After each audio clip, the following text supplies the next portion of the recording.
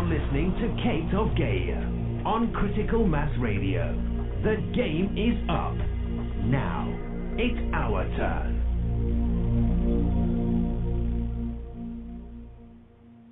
Hey, good evening. Welcome to Outside the Box. Yours truly, Kate of Gaia.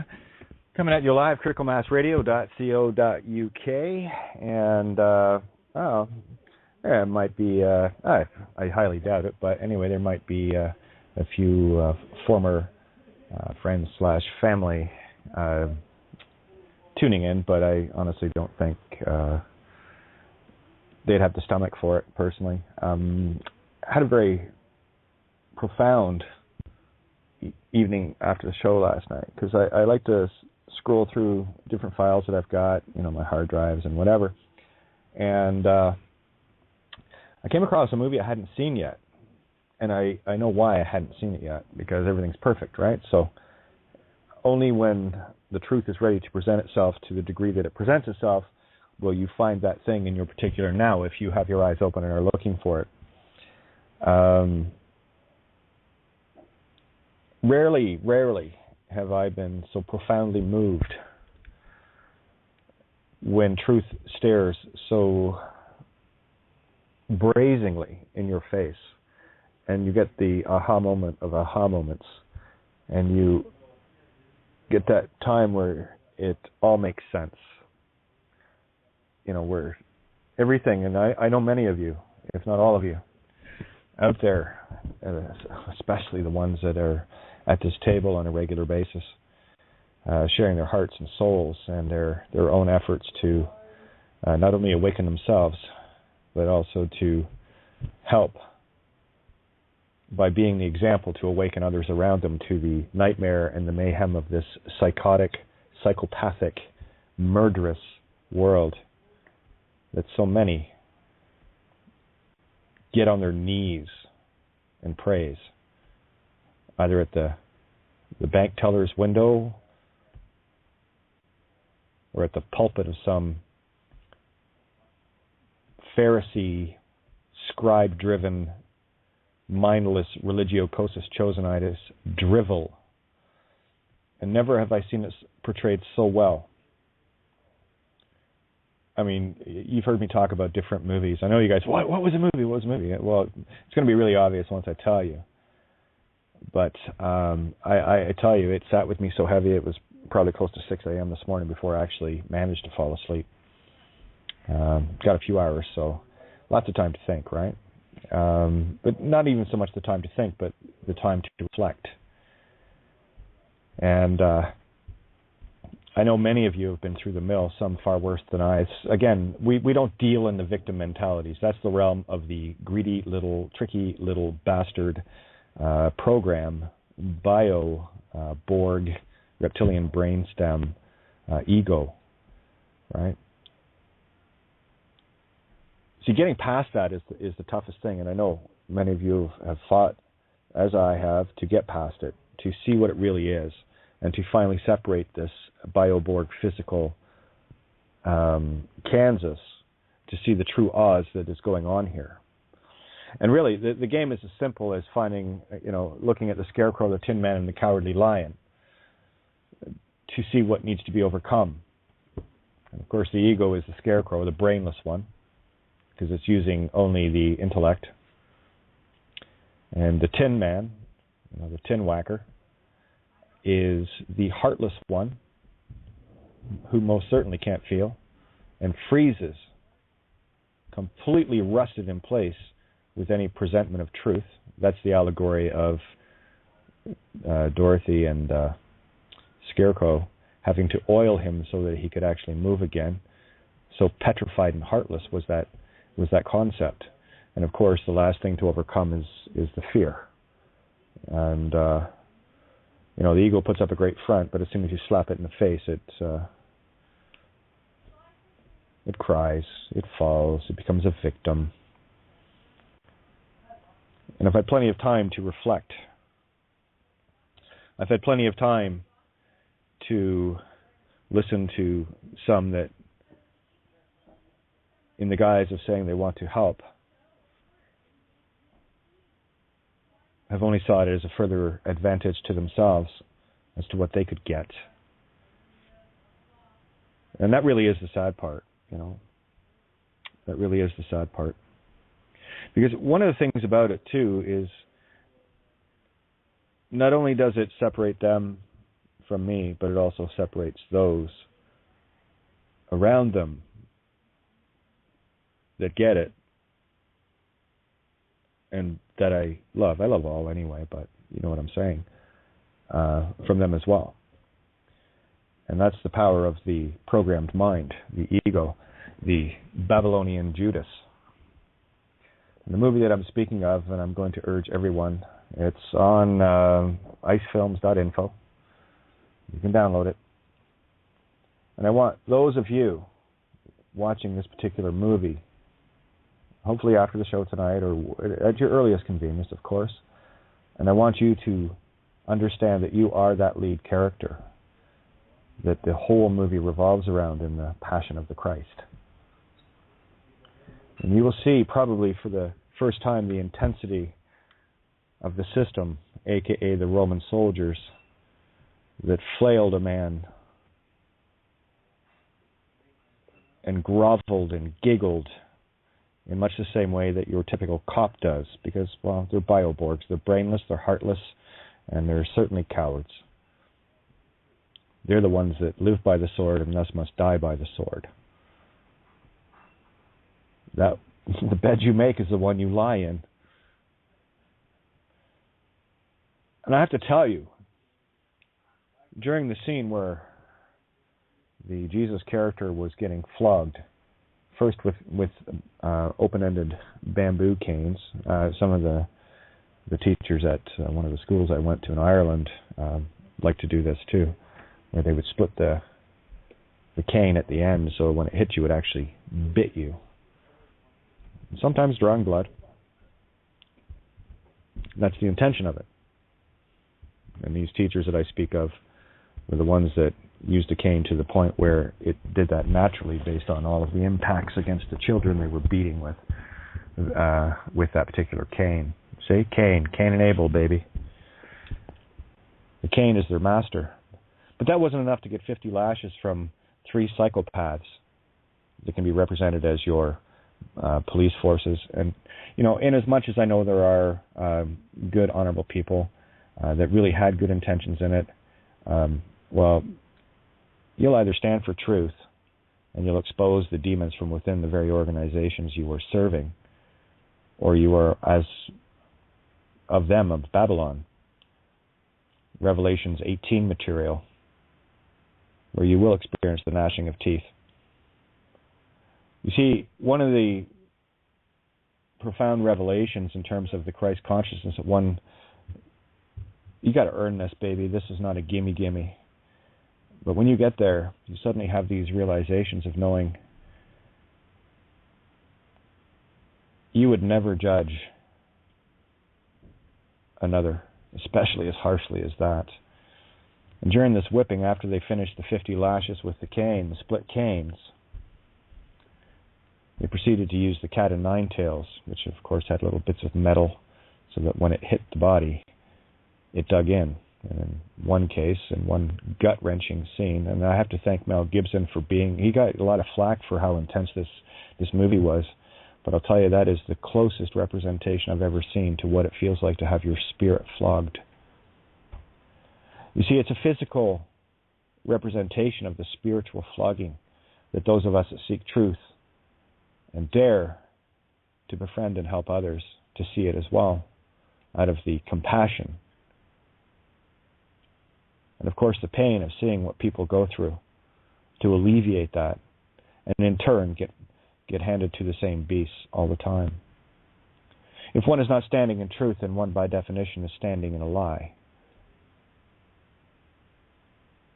There is no gray area, and I don't care what level of polarized brain you're operating from. If you cannot see down the middle of this road, your tires are getting shredded on the curbs.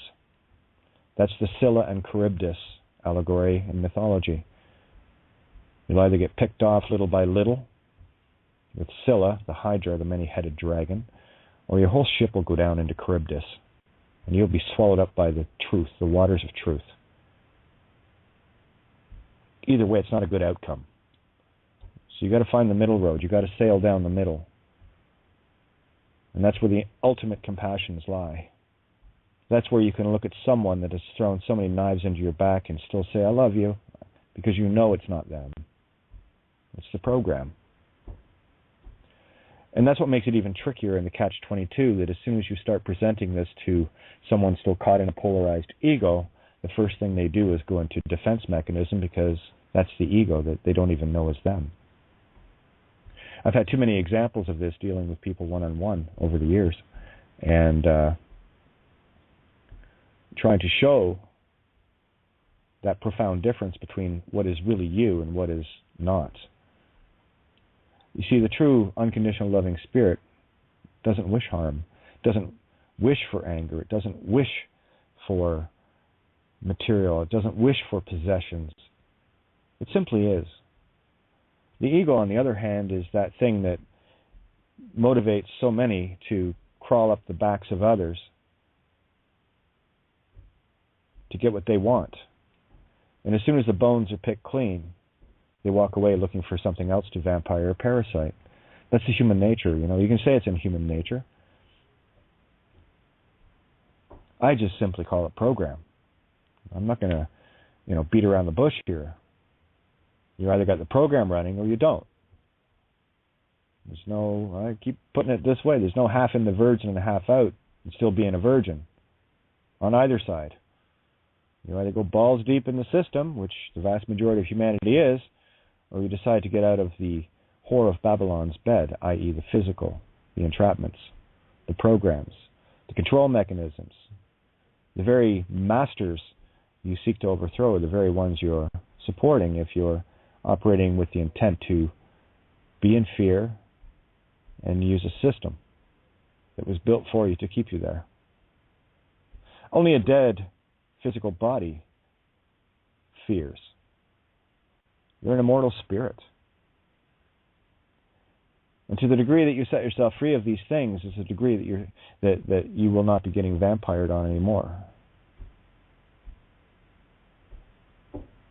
It really is quite a simple process. It's just not easy to do. And you will go through your moments of agony, spiritual agony, right? Again, look at the Passion of the Christ from a spiritual perspective. Look at it for what it's trying to tell you. And I got to say, I lost count of how many times I was flinching. But each time I flinched, I knew, because I'd already experienced that. When are they going to stop whipping me? When are they going to stop ripping the spiritual flesh from me? When are they going to see what is really going on here? So I just sent off that letter I read the other night to a few in the circle of the family, friends, etc.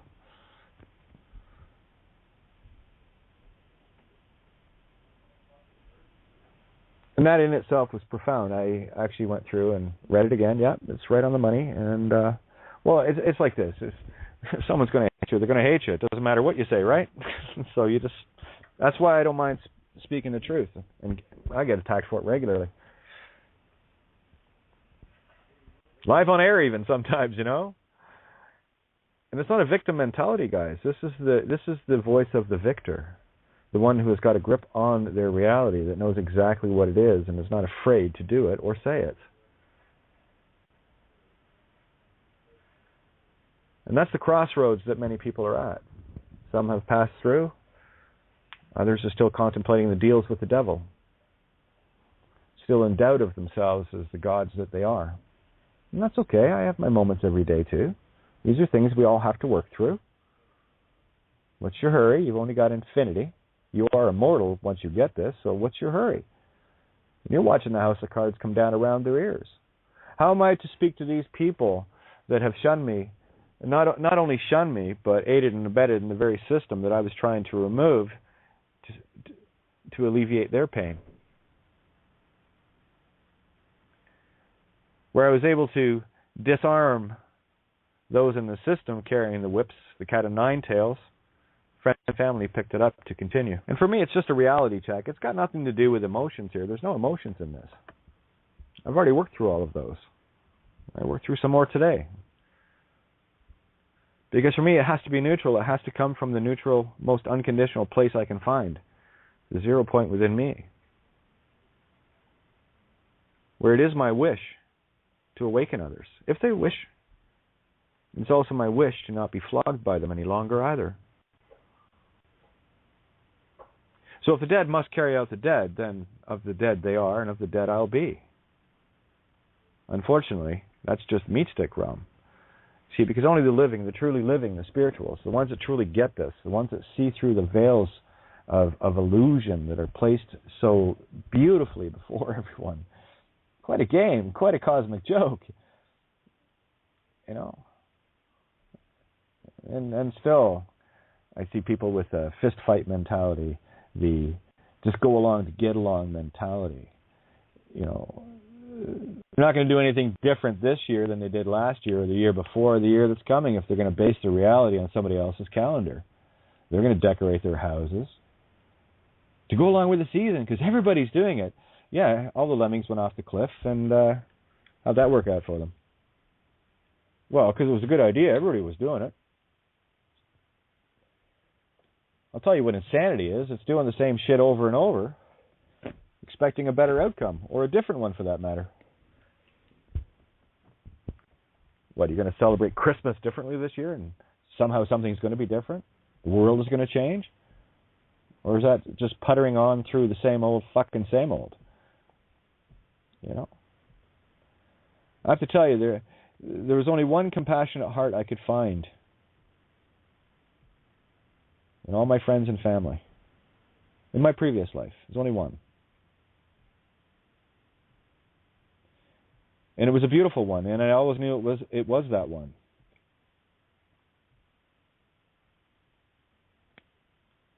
I knew that from the first day I held her in my arms. And that's my youngest, Hillary. The Virgo, the heart. The very child I fought to have.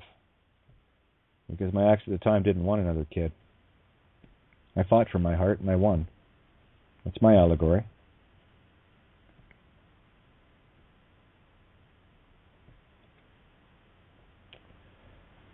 It's not an easy thing being berated by those you love.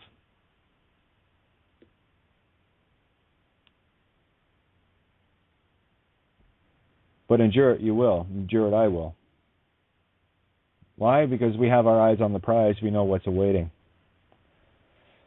And won't they be lucky that we're the ones to be the judges of it all?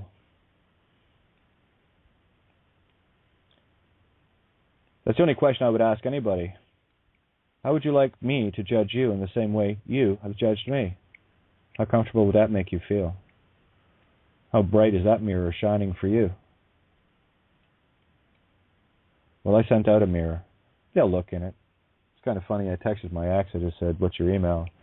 And of course, I instantly felt the panic in her text coming back. Oh, where is it? I'll share it. You know me. I hide everything, right? Let me see. What do we got? This is... Here, I'll go through it, and I'll just show you the kind of fun this is. It's quite something. Let's see if I have it on the last one I sent. Okay. Hope they're listening.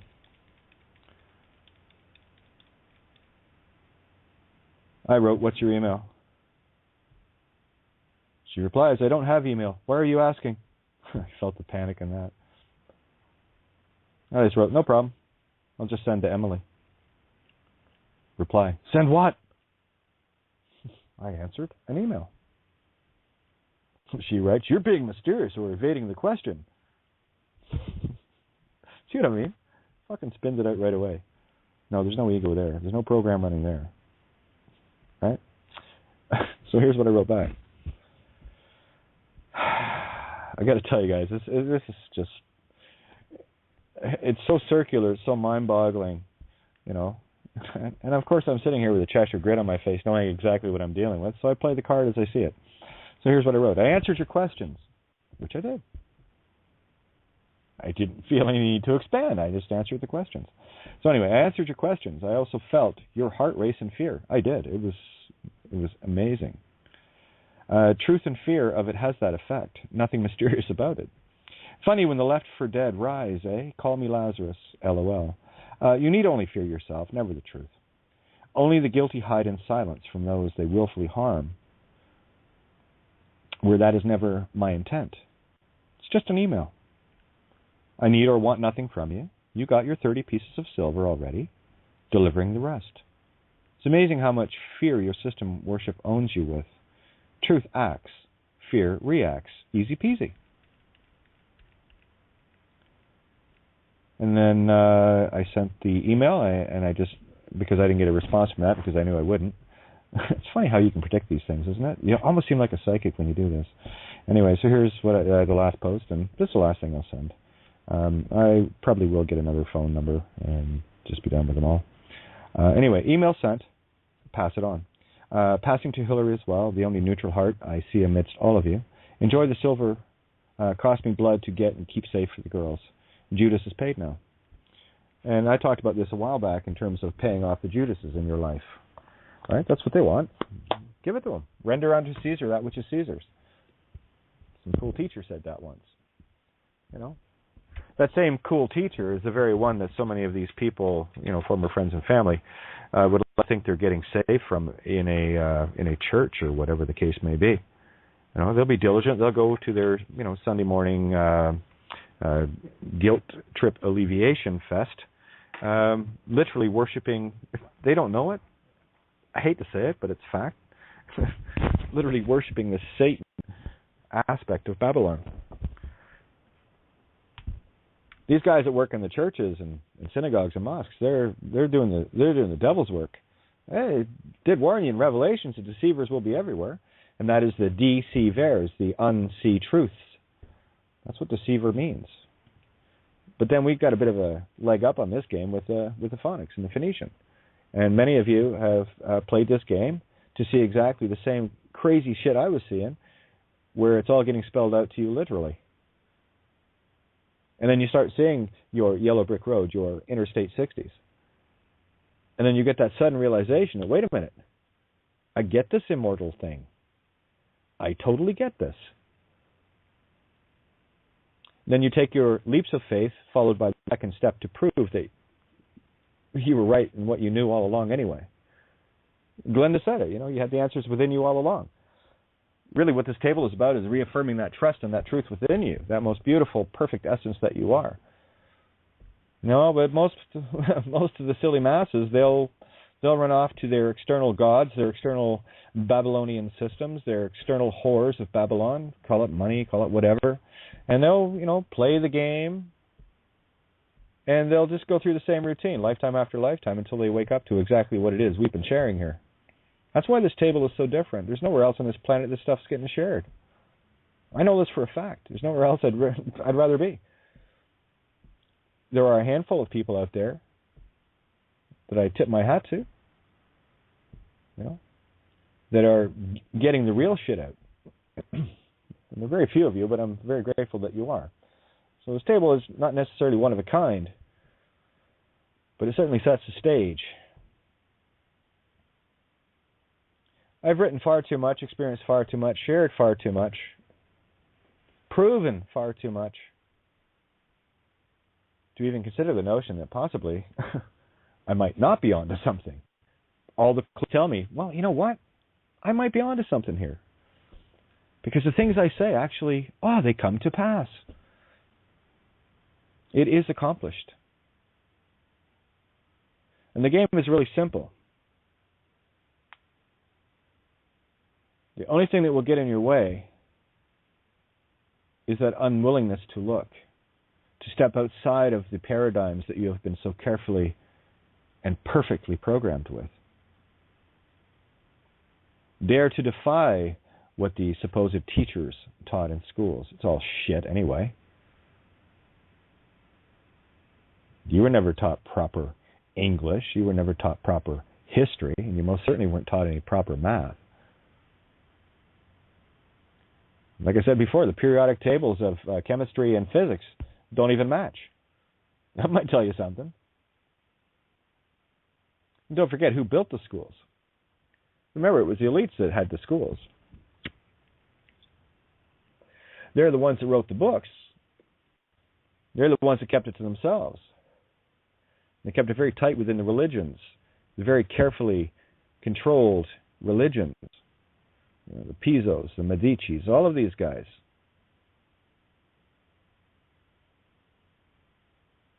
Listen, when you got the goods on the truth, and you know how to flip it over and turn it around backwards and get everybody thinking the truth is the complete opposite, you might be able to run a planet or two. Yet those of us with the true spirit within, the true compassionate hearts, we're the ones where only hearts remain. And all the rest of me is just a broken 386 that you can never get online with anyway, so you just junk it. So for me, it's about handing back these things. You know? Oh yeah, I've made my share of mistakes. We all have. But I know why. It was to get to this point of seeing that, contrasting it, neutralizing it, and getting rid of all of the shit that's in your way called ego. You've probably had people in your life where they did something to you. Or vice versa, you did something to them. And what's the first reaction that happens out of it? Well, then it becomes a quest to avoid. You know, people aren't silent to you because of something you've done to them. They're silent to you because of something they did to you and are unwilling to confront within themselves. It's a perfect mirror.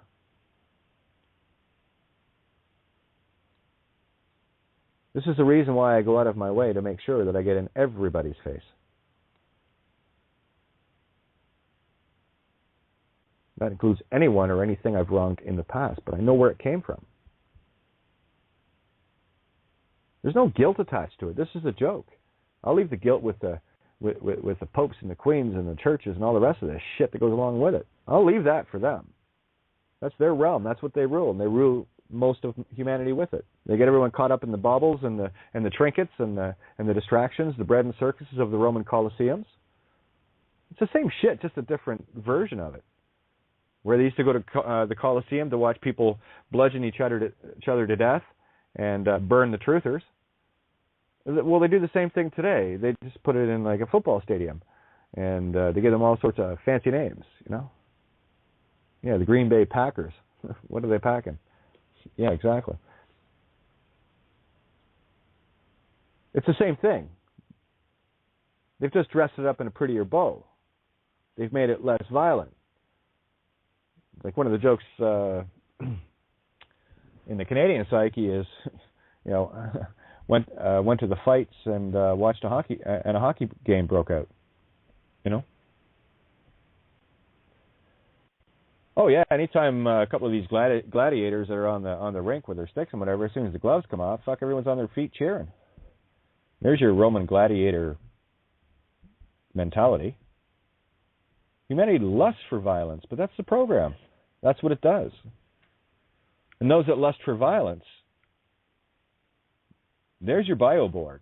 There's your empty of compassions, the heartless ones. I know they don't know any better because, well, like any computer, they can only operate with what they get programmed with. Garbage in, garbage out. I said the other night, what are you going to do with a computer it's loaded with viruses?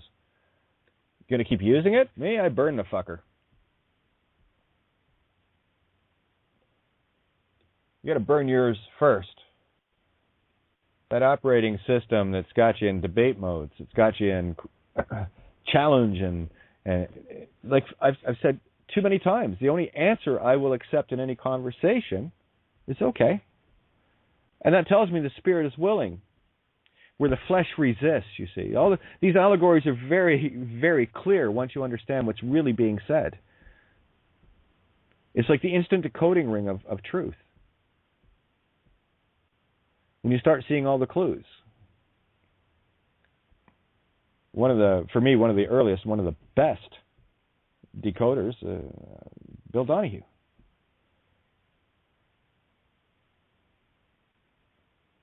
And I'll tell you, I even suggested that guy to my sister, and she's, I watched one of his or two of his. And, yeah, I know. Fucks with the program. Takes you out of your. You're actually forced to think. You're actually forced to accept the responsibility. Yeah, to all my family and friends, you want your blood money? Well, don't worry, it's on its way. And I got to tell you, it could have saved me a lot of bother, what I'd put aside for my daughters. But I knew why, because it's the last remnants of truth that I'm ever going to hand out. I fought tooth and nail, just to make sure. I lost count of how many times it had to get moved here and get moved there. So now I'm finally rid of it. Well, will be very shortly. And that's fine. It's all I'm worth. It's all I ever was worth. Right? It's like I said in the same letter. What, am I only a parent because I can provide this, that, and the other? My own daughter told me, says, well, you won't be able to provide, so, we don't want to be with you. Well, thanks, Em. At least I know what I'm worth.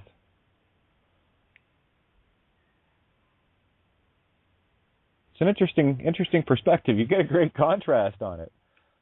It's very easy for me to love as well. It's always been very easy for me to love. I've always shared the bounties of my life, always. It's way more fun to play with people that you love. It's not so much fun playing with people that you love that you thought loved you, that are only really interested in riding your coattails, sloppy seconds, in relationship terms. Like I said, what, I expect someone to change? It's easy. You see, because when someone's doing the same shit over and over again, they become very predictable. And that's what the system absolutely loves and preys on, because if they can keep you reacting the same way to the same things all the time, you're just getting your strings pulled. And once you've mastered the puppet, it's not difficult to make it dance. You know which string to pull to lift the leg, which string to pull to lift the arm. And if the puppet doesn't even know it's got strings on it, well, it's going to raise the leg and raise the arm and not know why. But it feels right because that's what everybody else is doing. If everybody else is heading down to Walmart on Black Friday, the most expensive day in Walmart's history, fools, then I'm going to go down there too, and I'm going to charge in, and hopefully we'll be able to kill one or two people in the stampede of our fucking greed. Huh? And then we'll stand around with our little video cameras, and we'll get lots of YouTube videos with our iPhones and all the rest of it, while 2 or 3 cops beat somebody either to death or close to it, and be more concerned with the ratings and how many people are going to view it on YouTube versus putting the fucking phone down and going in and kicking the shit out of the fucking criminal cops that are doing it. But you see, here's the problem with that, because if you're in this system, you're already consented to be dead spiritually anyway, so you interfere, well, there's your fear. That's why I terrify the system, because I'm alive. I'm not of their Babylon. And in as much as someone using a legal name, licenses, gun licenses like cops carry, driver's licenses, employment oaths called, swearing an oath to the dead crown fiction, you're already dead anyway. That's why you go out with your little armor pallets to make sure that you can bring all your dead friends to premeditate murder, kill them legally on paper. That's how the whole system revolves around. It revolves around life and death. You see, that's the irony of all this. Because once you get where I'm sitting, once you get what it is I'm talking about, you won't be asking me questions about how do I do this and what do I... Because you will know. You will finally know who and what you are. That you are the infinite power source in this universe. Part of creation itself, the all-mind. And then you might decide, well, at this point you will have already decided, that you've had enough of all of the mayhem. Because remember, the only power a Bioborg, meat stick Atlantean creation can get is siphoning off your spiritual agreement, your spiritual contract, with your acquiescence to consent and go along with being dead. So don't be surprised. This is where I can predict it. Don't be surprised if that's what you get. You're claiming to be dead, then be dead. That's the real stickler that I present to this dead system. Because I know who I am. And as a net result, many of you have already experienced this. You see the shield around you. Where they, it's one of my songs. I have the line where angels and devils fear to tread. Yeah, I think I'd dig that one up. I'm trying to remember what song that was. Anyway, no, I've stood by and got to endure a few things. I've had my spiritual lashings. It's an awesome feeling getting kidnapped, knowing that you can't be there to protect those you love, i.e. Sue and Hillary at the house at the time. Emily was up at a birthday party. The only reason I went out at all that night, because I knew what was going on. They didn't know that Guelph cops had bought the house behind us. They didn't know that they were under 24-hour surveillance. They didn't know they were being tailed. I did. And the best part is, none of them wanted to know what I was doing. They were quite content. As long as everything's cool in their world. And as soon as it wasn't, well, I'm the cunt. Yeah. You should imagine what it feels like to be kidnapped at gunpoint, locked in a cell, knowing exactly what's going on. And you can't be there for the exact reason why you did this to begin with. Well, a bunch of dogs, Kevin McCart, Rob Davis, Craig Nye, all the rest of the fucking wankers at Guelph Police, you bunch of meat sticks is what you are. You'll either stand up or, well, don't worry, Revelations 18, have a look at it. Yeah, you are of the Roman soldiers that like to flog truth. And you did your best, but you failed, with me and many. Yeah, you should imagine what it feels like to look at the one you love that you thought was going to be there for you through thick and thin, who had let you down countless times before, but you still had enough faith in them to look them in the eyes, knowing you were going back into another flogging to prove an entire system wrong, to expose the fact that they never followed their own rules anyway, to dare to go back to the home that I was kidnapped from, that my family was kidnapped from, at gunpoint. Lucky you, Em, you didn't have to go through that. Hillary and Sue did. So did I. I also find it funny that you've also been the most vocal, slamming me. And that, I totally expect. I totally get that. We'll talk about it one day, or we won't. That's your call, hon. I was there for you. Yep. And then 2 weeks into solitary confinement. Oh, that was a hell of a good ride, guys. I'll download the video of that 28 days for your minds to experience, to see what it feels like to be completely alone in the clutches of the most evil. Different viewpoint 2 years ago. You see, because today is the anniversary of that ending. March 3rd to March 31st. There's a 313. Funny how that works, eh? Yep. 31, 33, because it's March, third month, right? 3-3, 3-3-1. That's why it was sent out today. I knew it had to be, because I follow my path. I follow my plan. I've got one. I've got a game plan here. Because I can see it. I know how to read it. And more importantly, I know how to change it. I found the steering wheel. And many of you listening sit at this table found your own steering wheels too. I know. I talk to you. I listen to you.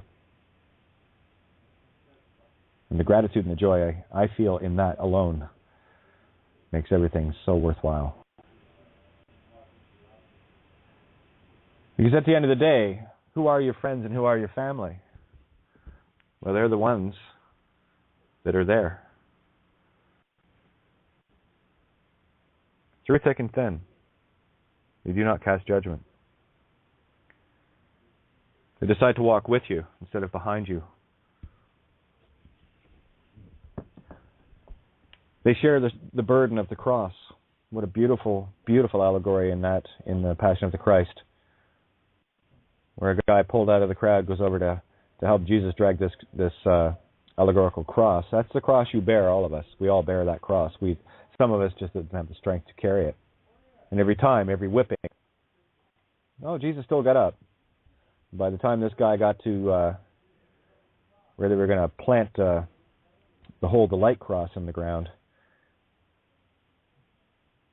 he was a changed man, where he didn't want anything to do with it, but then he saw the strength contained within the one carrying that burden of truth, and that's what you all carry.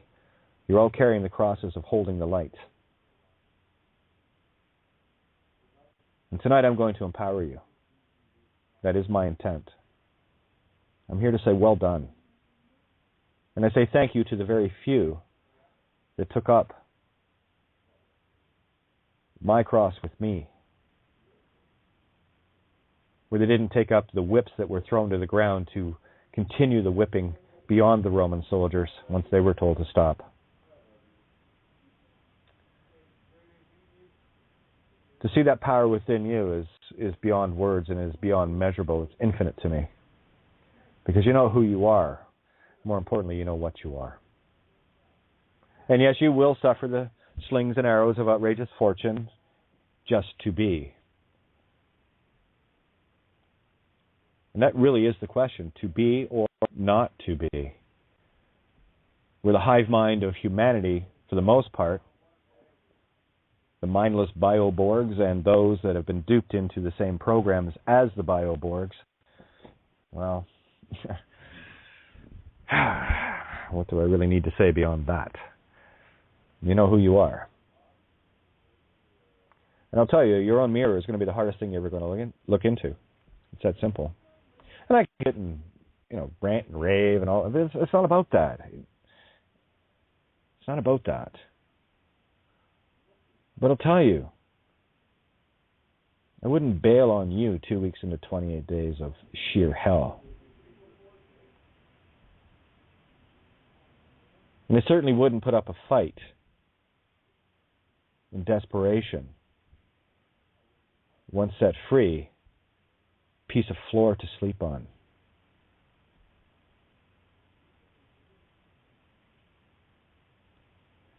No, you have cast lots for my belongings, and there they are. You can have them.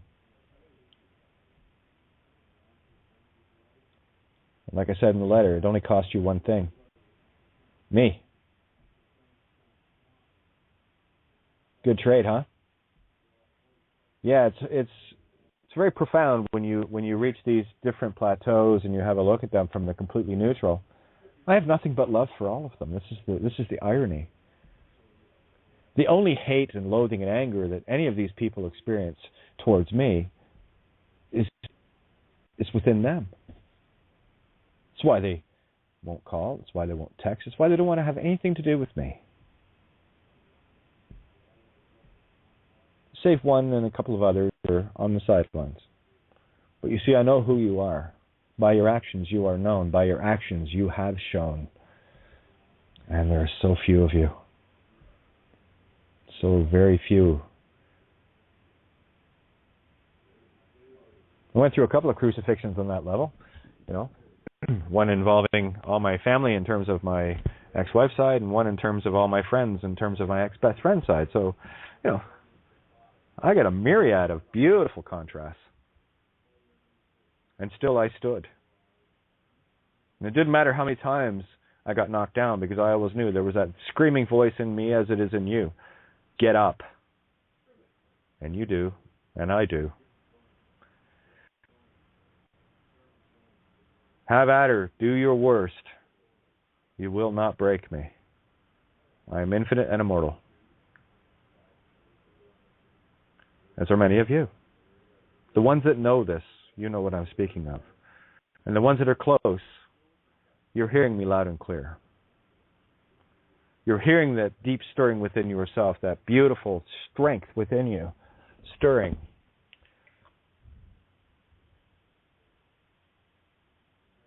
It's the motivator, the true motivator. Truth should only be the only motivator you need. Because it's the only thing that will set you free. And as I said earlier, if you are not standing in truth, then by definition you are standing in lies. You have no defense. And the egos will debate this, they will debate that, and it will go circular and circular because the ego mind, the Bioborg mind, is interested in only one thing and one thing only: physical survival.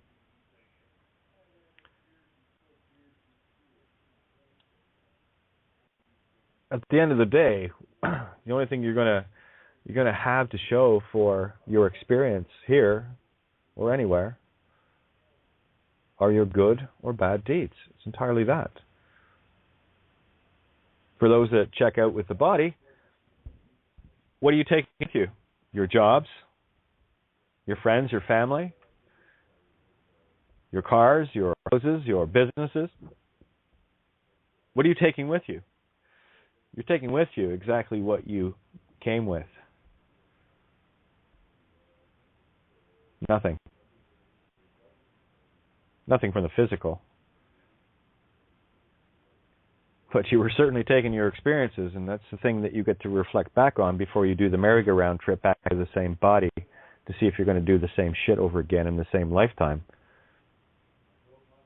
If you don't know what deja vu is, that's what deja vu is. It's just a nagging constant reminder saying, fuck, I've done this before. What do I need to do that's different? Here's another Kate of Gaia deja vu moment. Wake up. If you just had a deja vu moment, well done, you got here. Stay the course. And if you didn't, good shit, because you're on the right course anyway. Kind of cool, huh? No, I have no animosity.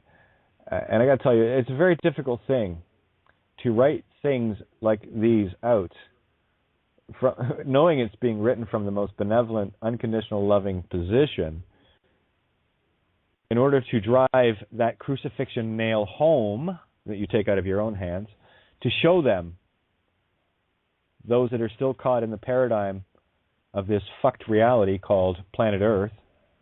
That's why it's called Plan It. Your whole life is planned for you. Oh, look, you were born, male, female, whatever the case may be. In my case, I'm both, but whatever. That's just a clue for everybody. I had my own fear to deal with on that. I did so many things against my true nature just to go along, to get along in terms of normal society, all the while fighting my own sanity inside, thinking there's something fucking wrong with me, only to find out that that's exactly what was right with me and why I'm able to do what I do. But I had to take the responsibility of that and accept me. What are the odds? Just accepting yourself. Isn't that funny? Where I never did. I was too busy worrying about everybody else. I used to laugh at, I had a pool at my house, and, everyone was very eager to come over during the summer and everything else, but I don't remember once anybody bringing over any chlorine or offering to clean the thing. Oh, they'd show up with their towels, have a great time, and fuck off. I didn't care. Just a point in hand. It was there. People want to enjoy it. See, that's the thing, is I don't have an issue sharing. I thought it was great. People could do that. You know, it was a really hot day. Well, come on over. Don't worry about it. See, I didn't expect anything. But in the not expecting anything, I also get the observation of, well, if I did that to you, I think you'd really expect something of me. Well, everything I ever did was always something was always expected of me. I had a truck, so I was expected to help people move. Master carpenter, trades, general contractor, somebody had an issue, I was expected to help out. It's kind of funny. Former brother-in-law, John, built a workbench for him, or gave him the wood to build a workbench. And then when he moved house, he wanted more wood. Well, what I had, that's what I had. Of course, I said, well, I don't have any, but I can get you the contractor price on it. As soon as I said that, fuck that. I was a fucking asshole. Because I didn't give it to him. Where do you think the money came to get it the first time, dipshit? You know? Then that's what connivers do. And even the last Christmas I had with my ex was supposed to be at my place, and I stood to my guns. But there was other plans afoot, right, Judy? Right, John? Right, everybody? Yeah. You couldn't wait to pull or play that card. Yeah. That's what evil does. Right? That's what ego does. Evil is contained only in the ego. Remember, we create good and evil. In that saying, we also destroy good and evil. Me, I'm just choosing to destroy evil. I've had enough of the contrast. I'm good. I get bliss is a good thing. It's funny how that works.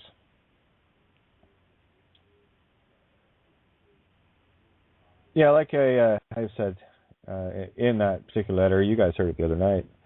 The list is endless, and it could sound very much like a victim diatribe, and that's exactly the opposite of what my intention is here. My intention here is for those that are caught in that program where they have felt the need for a very long time to, well, basically leave me for dead, and on occasion a few whips into me at the same time, to get the notion that, I hate to tell you guys, but I was right about everything. Didn't think I was going to be, because I went out to be wrong about everything. But it turns out I was right about everything. And I've got more proofs than I can care to shake a stick at. And those of you that have awakened to the Christ within, the true Christ consciousness, and you see this for yourself, you know what I speak of. And it is truth. It's self-evident. It's undeniable. And that's what truth is once you realize it. It's self-evident. It doesn't need proof. That's the realm of the ego meat sticks. That's the Atlantean mentality, trying to prove a theory. We're simply accepting one as a fact is much easier. You can tell me why a helium balloon rises based on all the science and whatever, and I just look at it and say, well, the balloon's rising. Neat. No further explanation required. It's just like a leaf falling off a tree. It falls. What more do you need? It's like I love joking about these guys too. The 9/11 guys still stuck in that paradigm. Guys, the buildings fucking came down. Okay. There's much bigger meanings to it, but while you're still stuck in the who, the what, the when, the where, and the how, you might have just glazed over the why thing, right? Oh, you might have thought of a few why answers in terms of the who, what, when, where, and how physical realm. But you still weren't going to the root of it. You still weren't going deep enough. You were still looking at what you could see, where I chose to look at what you couldn't see. I went to look at what I could feel. Something just not right about that. And it's an insatiable search until that nagging feeling goes away. And the more truth you uncover, the more things that you find within yourself, the more passion of the Christ you get. And as a net result, the more crucifixions and the more whippings you get. No, it wasn't enough to, basically whip this spiritual holy man to within an inch of his life anyway, and march him. It's all allegory, guys. It's just a story, okay? So stay with me. All you Christian types out there, open your fucking minds for a change and stop being so goddamn gullible. You're missing it. You're nothing but a bunch of fucking religious retards. You're buying the lies of the Pharisees and the scribes and the liars and lawyers. Read Revelation 18 if you don't believe what I'm saying. It's right there in plain fucking English. The whore of Babylon, the mark of the beast, name, commerce, that's you. Until you set yourself free, come out of her. Come out of Babylon. Render unto Caesar that which is Caesar's. You can be very good at twisting words and whatever. That's what ego does. That's what evil does. Evil serves itself. It's a gluttonous little pig. It's the very thing that makes you sharpen your claws to climb up someone else's back. It's the very thing that throws you into full betrayal of those that actually love you. Oh, I could list out justifier after justifier after justifier, boys and girls, but I don't bother. Because I learned the lesson of the contrast. Yeah, oh yeah, there's something nope, got it. Not doing that again. Oh, and that one I'll do again. No problem, because that had a beautiful outcome. And this is what you do. You sort through your entire lives. You can look at the good outcomes and the bad outcomes. And if you want to change the program to good outcomes, well, you stop doing the bad outcomes. But you're not going to see that until you get past the ego. That is a fact. Why? Well, from my point of view, I walked through it. I actually got to the other side. And the 30 pieces of silver that all the Judases in my life now have should be just enough to pay the ferryman for the round trip back.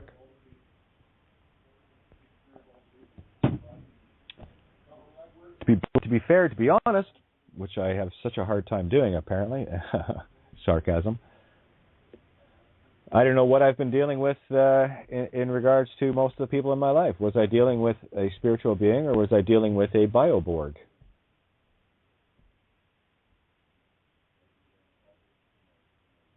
It's easier just not have any attachments to anything physical, and you kind of go, oh, that makes more sense. And then you can start to feel things. Yeah, I would look at my family and friends and everything else and ask them, what part of your lives didn't I affect? What about my choices to be the first one to befriend a new student in school? To have that same being turn around and throw a knife in my back 32 years later. A few other times in between, too. What does it feel like to take money from someone because they're trying to offer you something, a little extra, a little side job outside of your regular work? How can you do that knowing what you that's called blood money. You see, this is a challenge to all my family. What part of my searing intellect makes you think you're smarter? And while that sounds like an arrogant statement, it's just simply a fact. Yeah, who's the one you went to with all the really tricky, troublesome shit? Oh, me. Why'd you do that? Well, because you knew I could.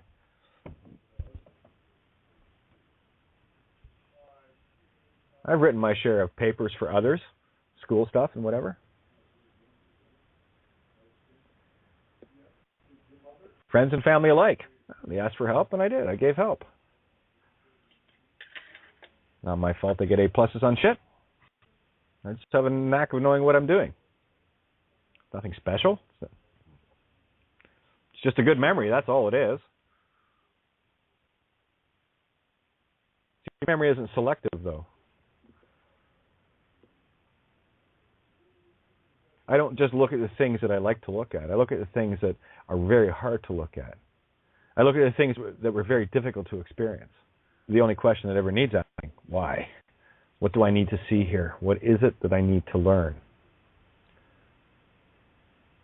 It's kind of funny. I was going through Facebook a little while ago, too, looking at all of, not all, but a few of my former friends and what have you.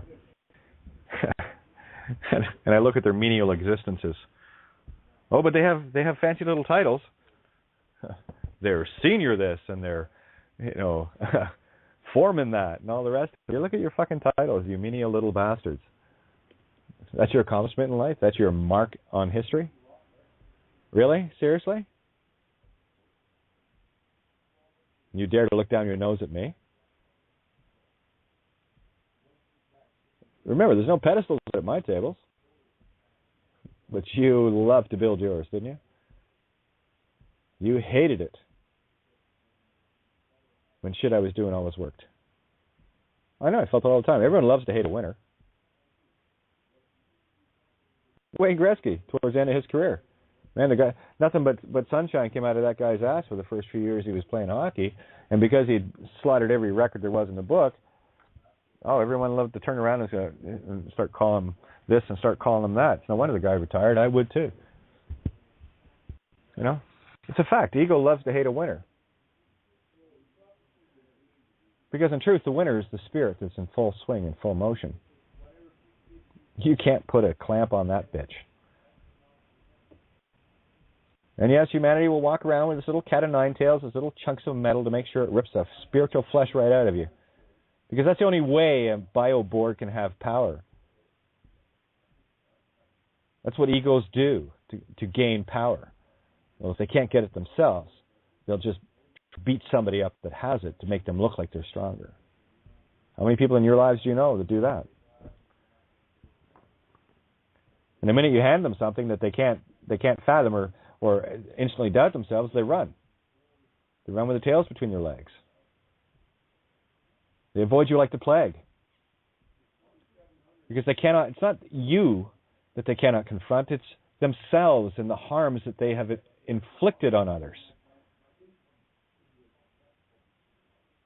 Where I would make sure someone had a place to be, a place to live, a place to stay, I wasn't even worthy of a spot on a floor. Yeah, broadcasting shows from inside a little shed when it was raining because you were stuck outside. Oh, God, guys, honestly, this whole trek for the last couple of years has been nothing more than a fucking joke. Very difficult joke to get through, but I got through it. And now I stand on the other side of it going, I told you so. And the irony is, yeah, you can still come to me, but you're going to have to come to me. I'm done. I'm Pontius Pilate here. My hands are washed. I will shed no more innocent blood. And that innocent blood is mine. You flailed me spiritually for the last time. System, everybody. Good luck with that. Because in every effort you will fail. That's the bitch about truth. And once you get it, once you know it, once you're there, you know this. You don't think it, you don't believe it, you know it. Same answer anytime anyone asks me, what do you believe in regards to that? I don't believe in anything. I either know it or I don't. Do I believe that 1 + 1 = 2? Well, sure, I believe it. Better yet, I fucking know it. In the literal sense. It's an allegory. Careful with the left brain. It wants to monkey chatter. Well, I can. Yeah, I know you can.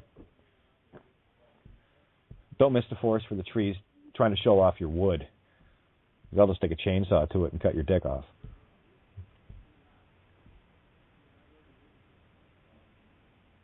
Yeah, it's quite funny, actually. Whether or not anyone that I sent the email to decided to tune in tonight, well, I'm glad to have you here if you did, you and a million plus others. Don't send me any Facebook requests. I don't have any room. I hit the 5,000 limit a while ago. Actually, I do have room for one or two. It's funny, there was only one that actually accepted my Facebook request. Yep. It's kind of funny. It goes right back to the 1/3 and 2/3, right? Look that up in Revelations. You'll know what I'm talking about. It's not too late. It's almost too late, but it's not just yet.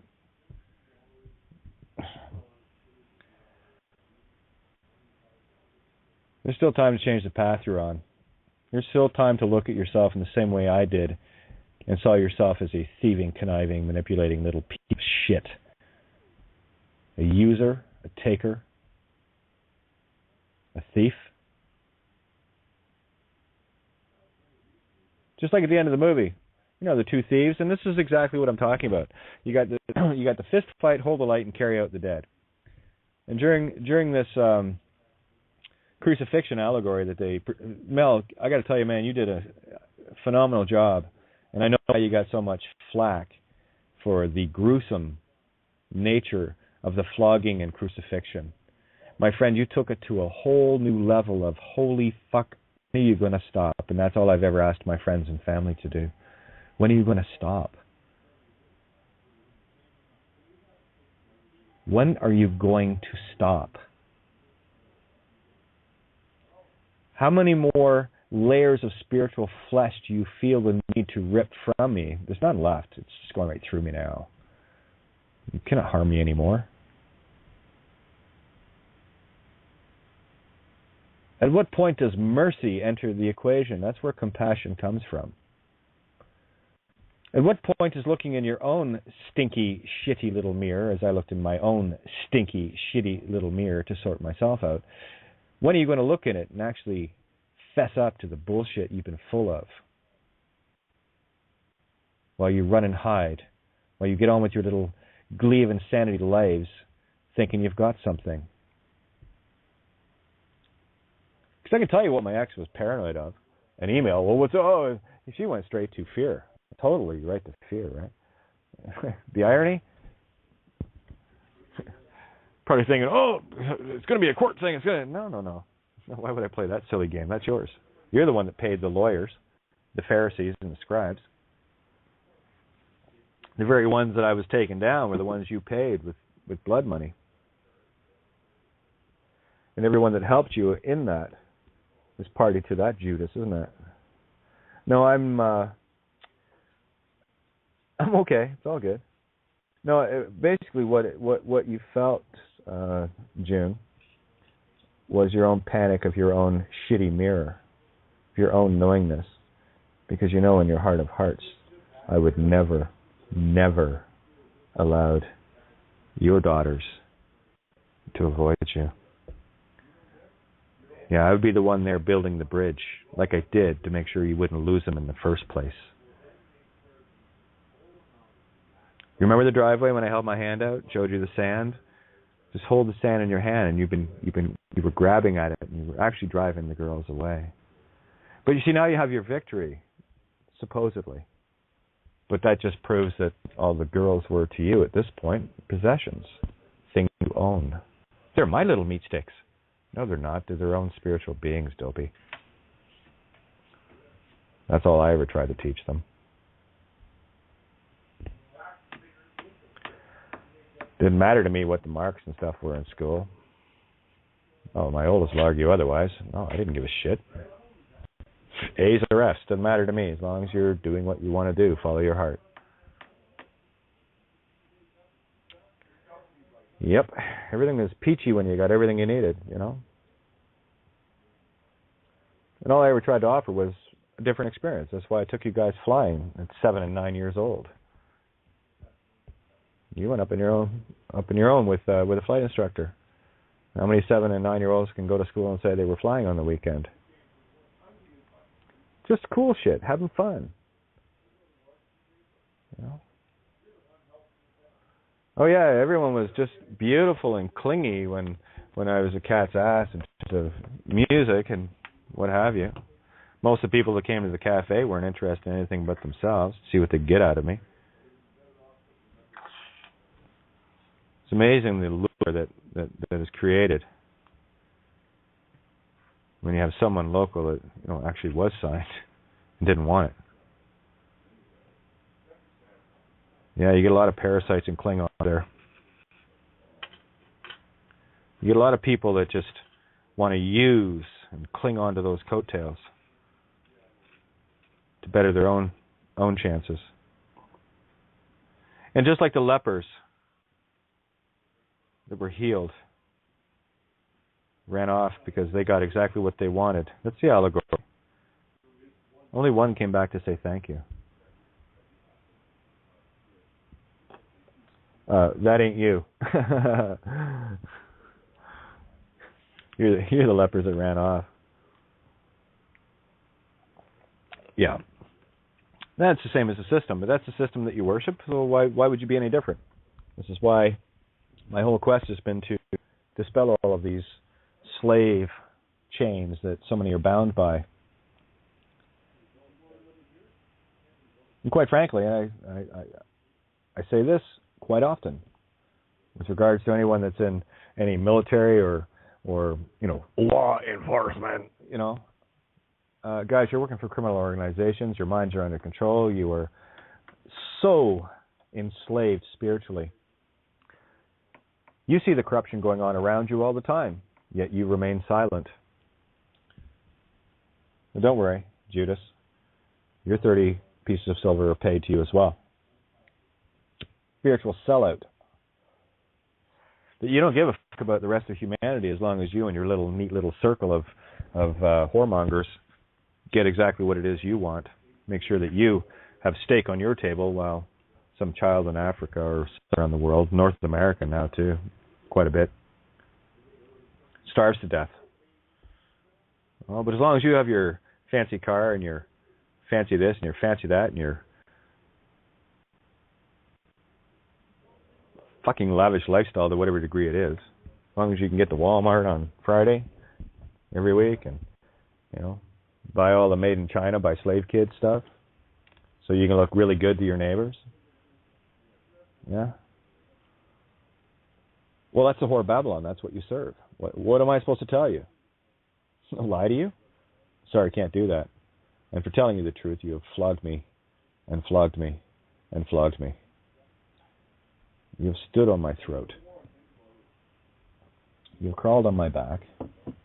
And after all is said and done, I can look you square in the eyes and say this. It's because I love you.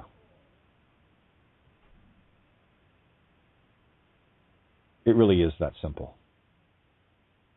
And the only question I have, and it's already answered, would you do the same for me? You know the answer. That's going to be the big pill to swallow. The answer is no.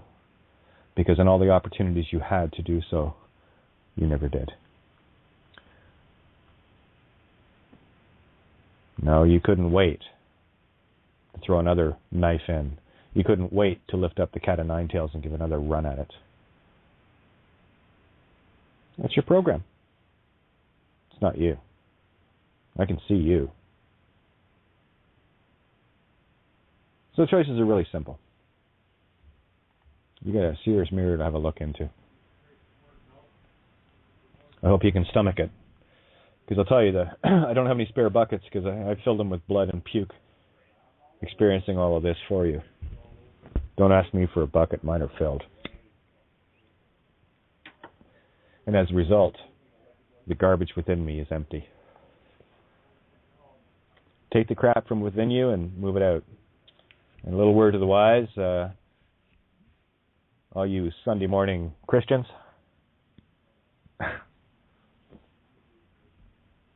you're doing exactly the opposite of what your supposed Savior told you to do. What part of turning the tables in the temples, the churches, sending out the money lenders, the banks? What part of taking on the system did this radical cool guy not do? He knew the importance of not giving a name, nor did he accept water from Pontius Pilate. No, that's what it takes to stand in truth. And unfortunately, most humanity is gutless. And that's all the program. And that's all I'm here to do is break that program. Because once you see it, and you see the invincibility of you, and the futile nature of this place, well, it's up to you if you want to pass your test or not. But the good news, you get to go around again. Same lifetime. Don't worry, you'll get to see me again, and you'll get the same opportunity to flog me or or work your way into the now timeline, which inevitably most who don't get it, all who don't get it, leave the now. It's called body drops. That's called what you consider death. Death is it's non-existent. You can stare at the cocoons all you want. Truth is, everything in this reality is dead anyway. I don't know about you, but I haven't had any decent conversations with anyone lying in a casket. I've experienced that far too many times.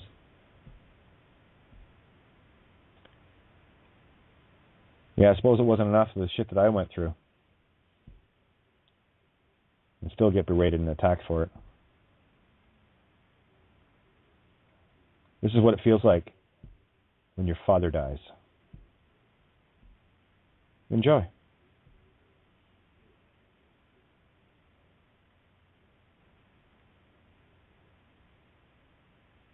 going to let that one sink in. Let's get these lines open here. It's time to call this shit out for what it is. And let's get on with it, guys, because I know those sitting I know my family. I know my real friends. I know the true awakened ones. And for you, I'm most grateful. And it is my intent with collective effort that all of those that have done the same to you in your lives, and they are countless as well. I'm not telling anyone a different story that you haven't already lived. This is what we do this for, guys. Because I want you to see how worthy you are of this. I want you to know that I see you. I see the whips and the scars on your spirit that you have fought through.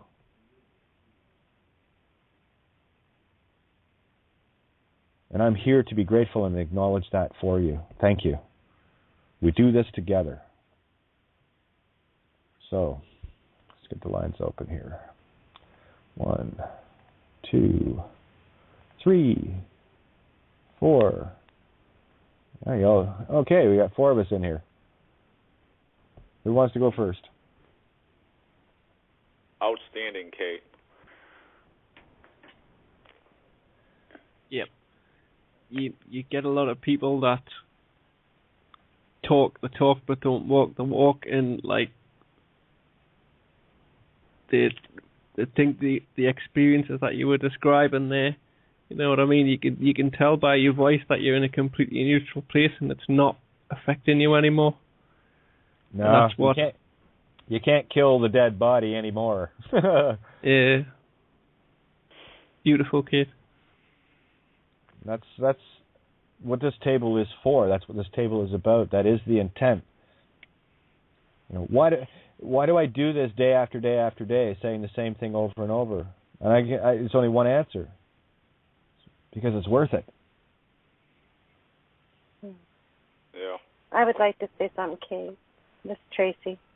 Hey, Tracy, how are you? A lot of crying. Hi, I'm good. A lot of crying. God, I feel you. I made my first post on your page on my 44th birthday, and I just want to tell you why I did that. 44 years of being so alone and in pain and exactly the same things. You know, we have different experiences, but it's exactly the same. And when I chose, because I don't Facebook, I didn't social media, I don't do anything. I'm an isolated thinker type person. But it was the first time that I met my family, and I was so thankful and so happy and relieved. And what you were saying is that we share the pain because you understood my pain, and I don't ever have to go into my experiences or what happened, but you understood immediately. And that was a long time. Well, it's not that long ago. It was a year ago, almost. And I just want to say I am so thankful. I've waited. I knew when I was a little girl that my family was spread all over the world, and I couldn't touch them or talk to them or hug them or dance. But I knew they were there, and I knew I was going to have a lonely fucking road. It was so hard and dark and bad, but my family kept me alive. And when I first heard you it was the spark in my heart that I knew, and that's why I posted. And so to this table, I am so thankful to find my family, that I'm not alone, and we're stronger than all shit because we did it, you know, and we're still doing it. And I just want to thank the table. It's like a family reunion, this banquet table. I think that's what I wrote on my birthday. This is our banquet. We went through the wars, and now we get to sit down and enjoy a good meal and laugh and talk and share stories. And I just want to tell you that. Thank you.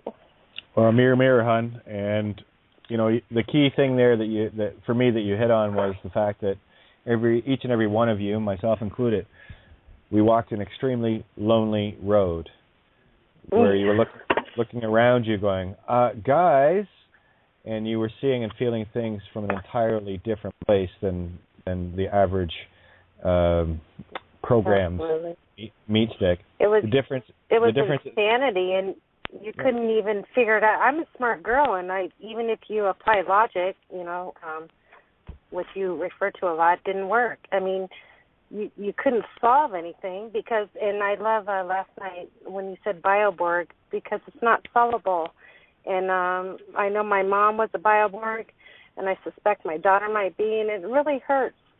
But you can't save or fix. You can't save love, the unsavable. But no, and you can love all you want, but it really won't make a difference. So it's very painful of this road. But at least I know my family that understands that and has gone through it, and I'm not insane, and I'm a feely, crybaby, laugh, cuss, every emotion I do, and I'm just glad I'm free to do that. Well, you experience it, and just to finish the point I was making there, Trace, we have all walked this road completely alone, and the difference now is we walk this road alone, but we walk it together. Yeah, we hold hands. Welcome We're home, not baby. alone. Thank you. Welcome home. Yeah. It is like coming home. I love you, too. It's like coming home, though. It really is being at the table. You just go, I have found my tribe. Here, I'm gonna get third party on this one. And I'm doubtful, but I'm hoping that, you know, certain family or friends might be listening right now that probably haven't listened in a long time. If there was something you would want to tell them in terms of what you know of my journey, I've been pretty explicit about my journey. What would you say to them?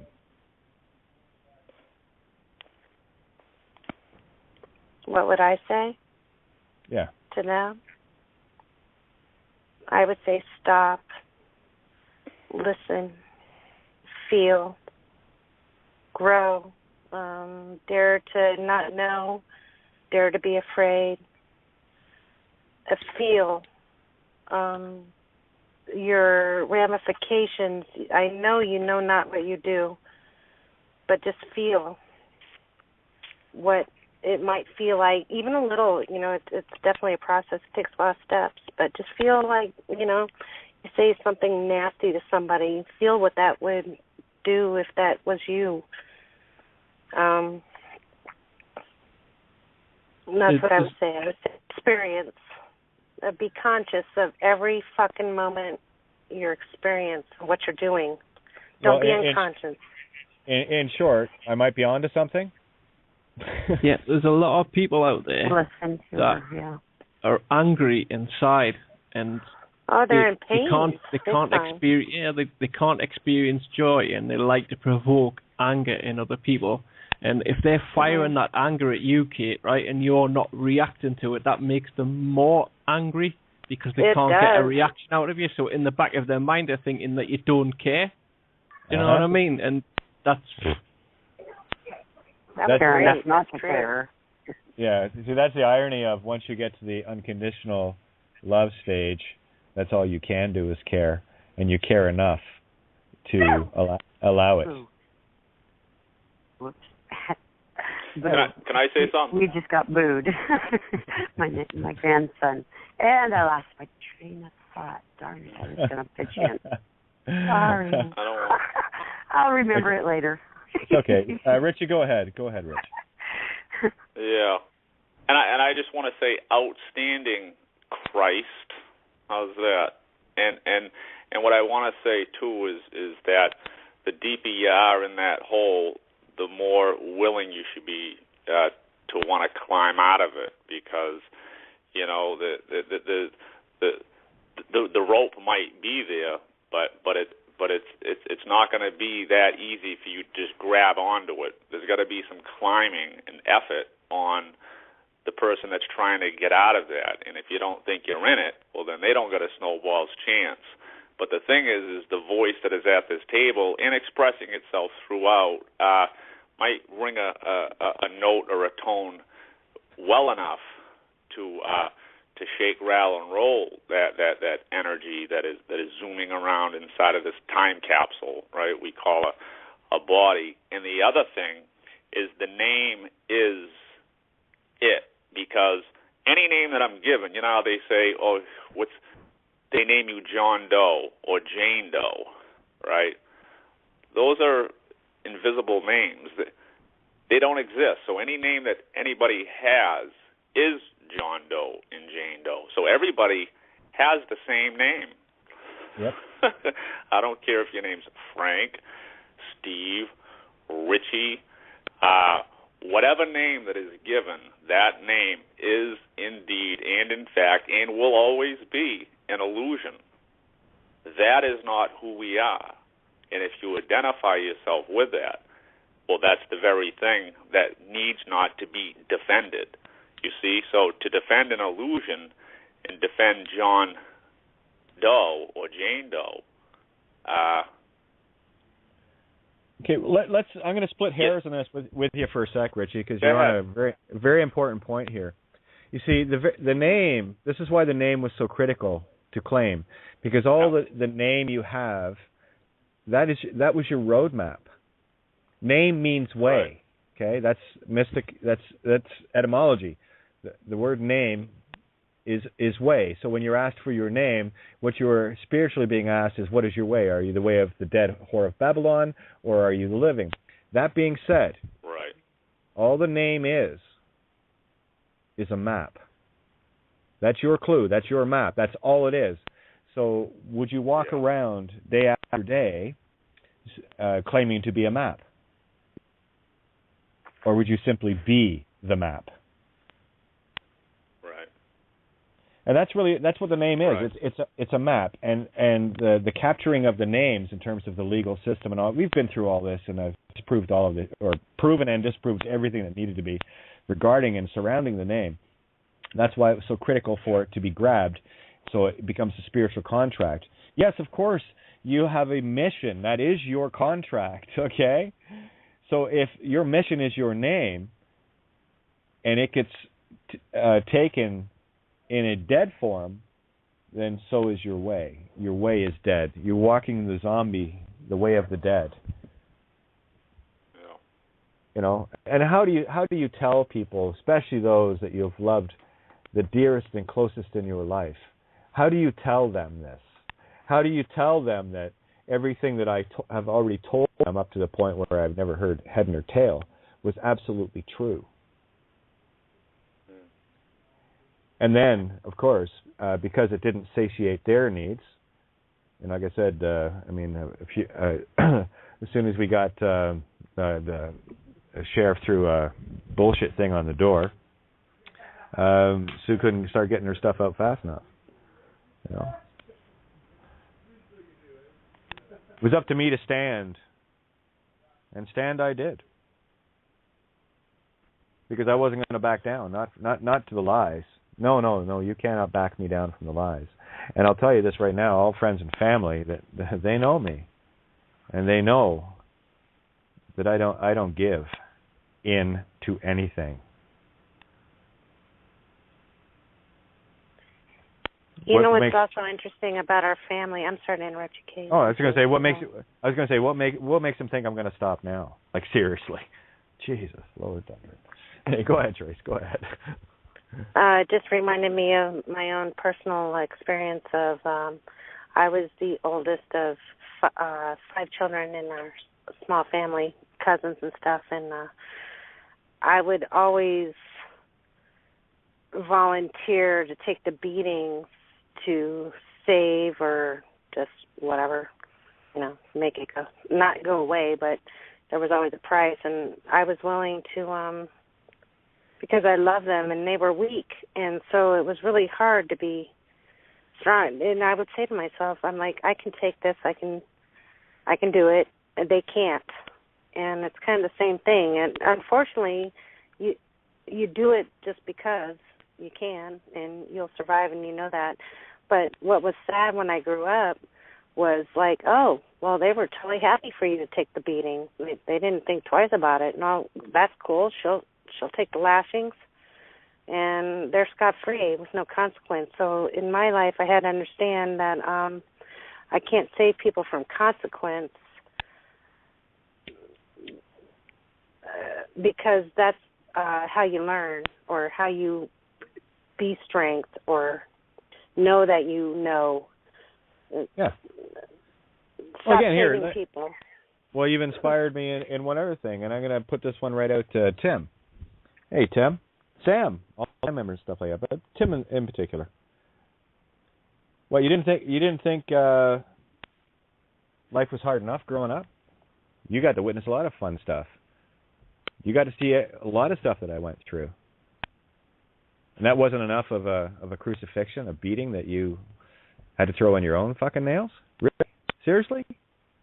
What, to satiate your ego?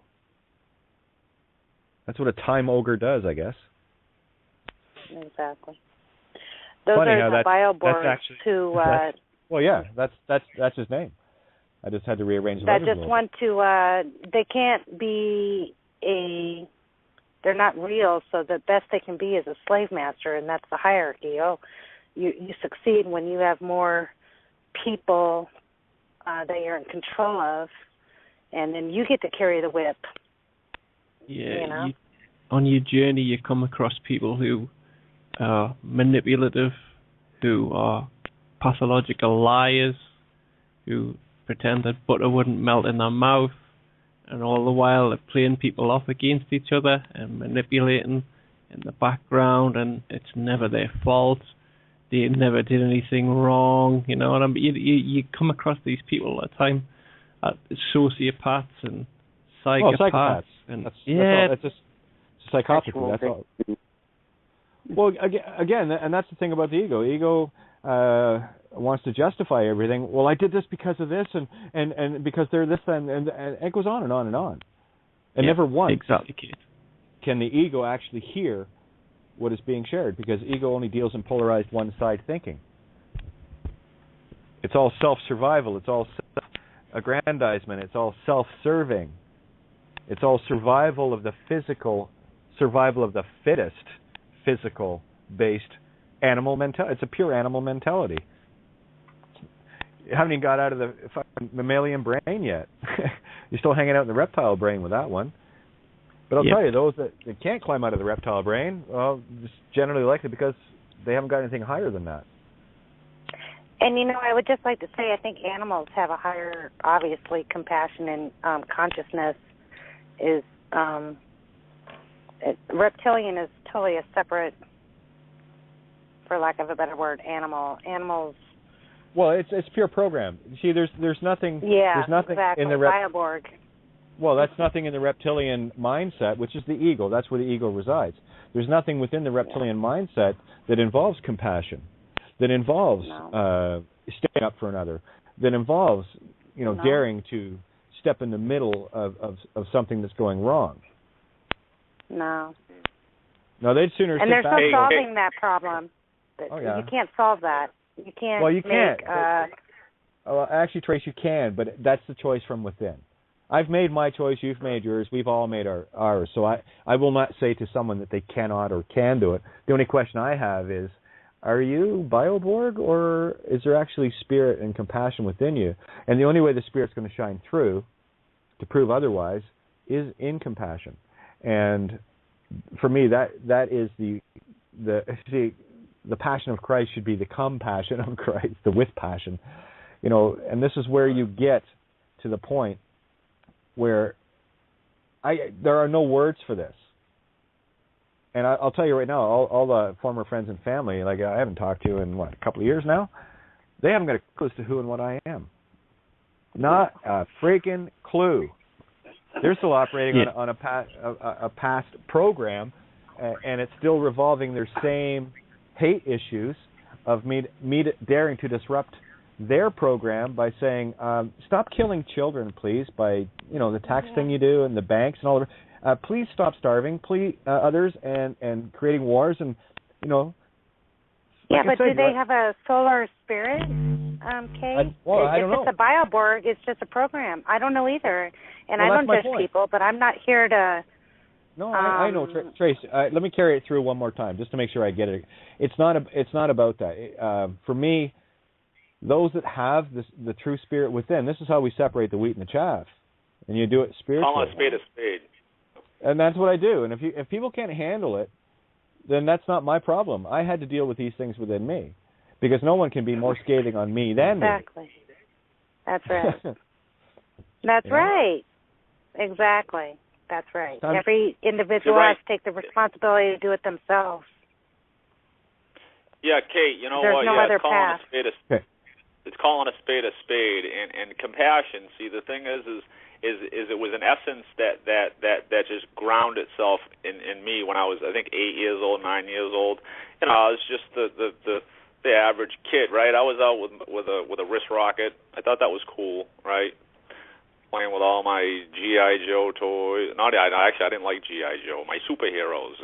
But anyways, I'm out with a wrist rocket, and I hit a chipmunk,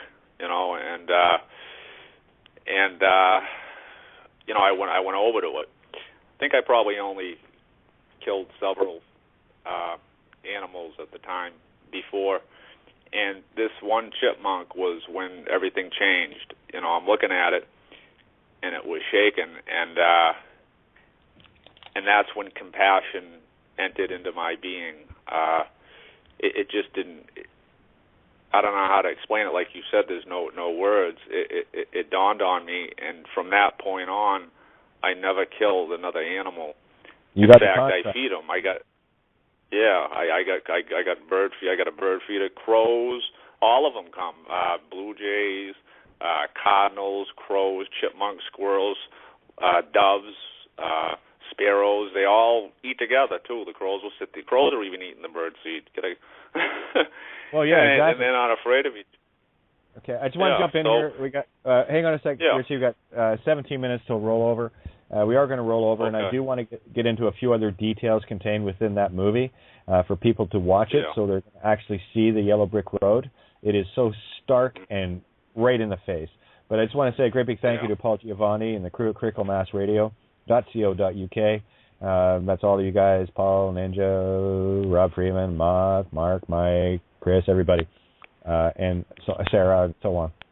And, of course, all you guys that come to this table and have so diligently, I can bitch about being on 7 nights a week, but there's many of you that are on every single night with me as well.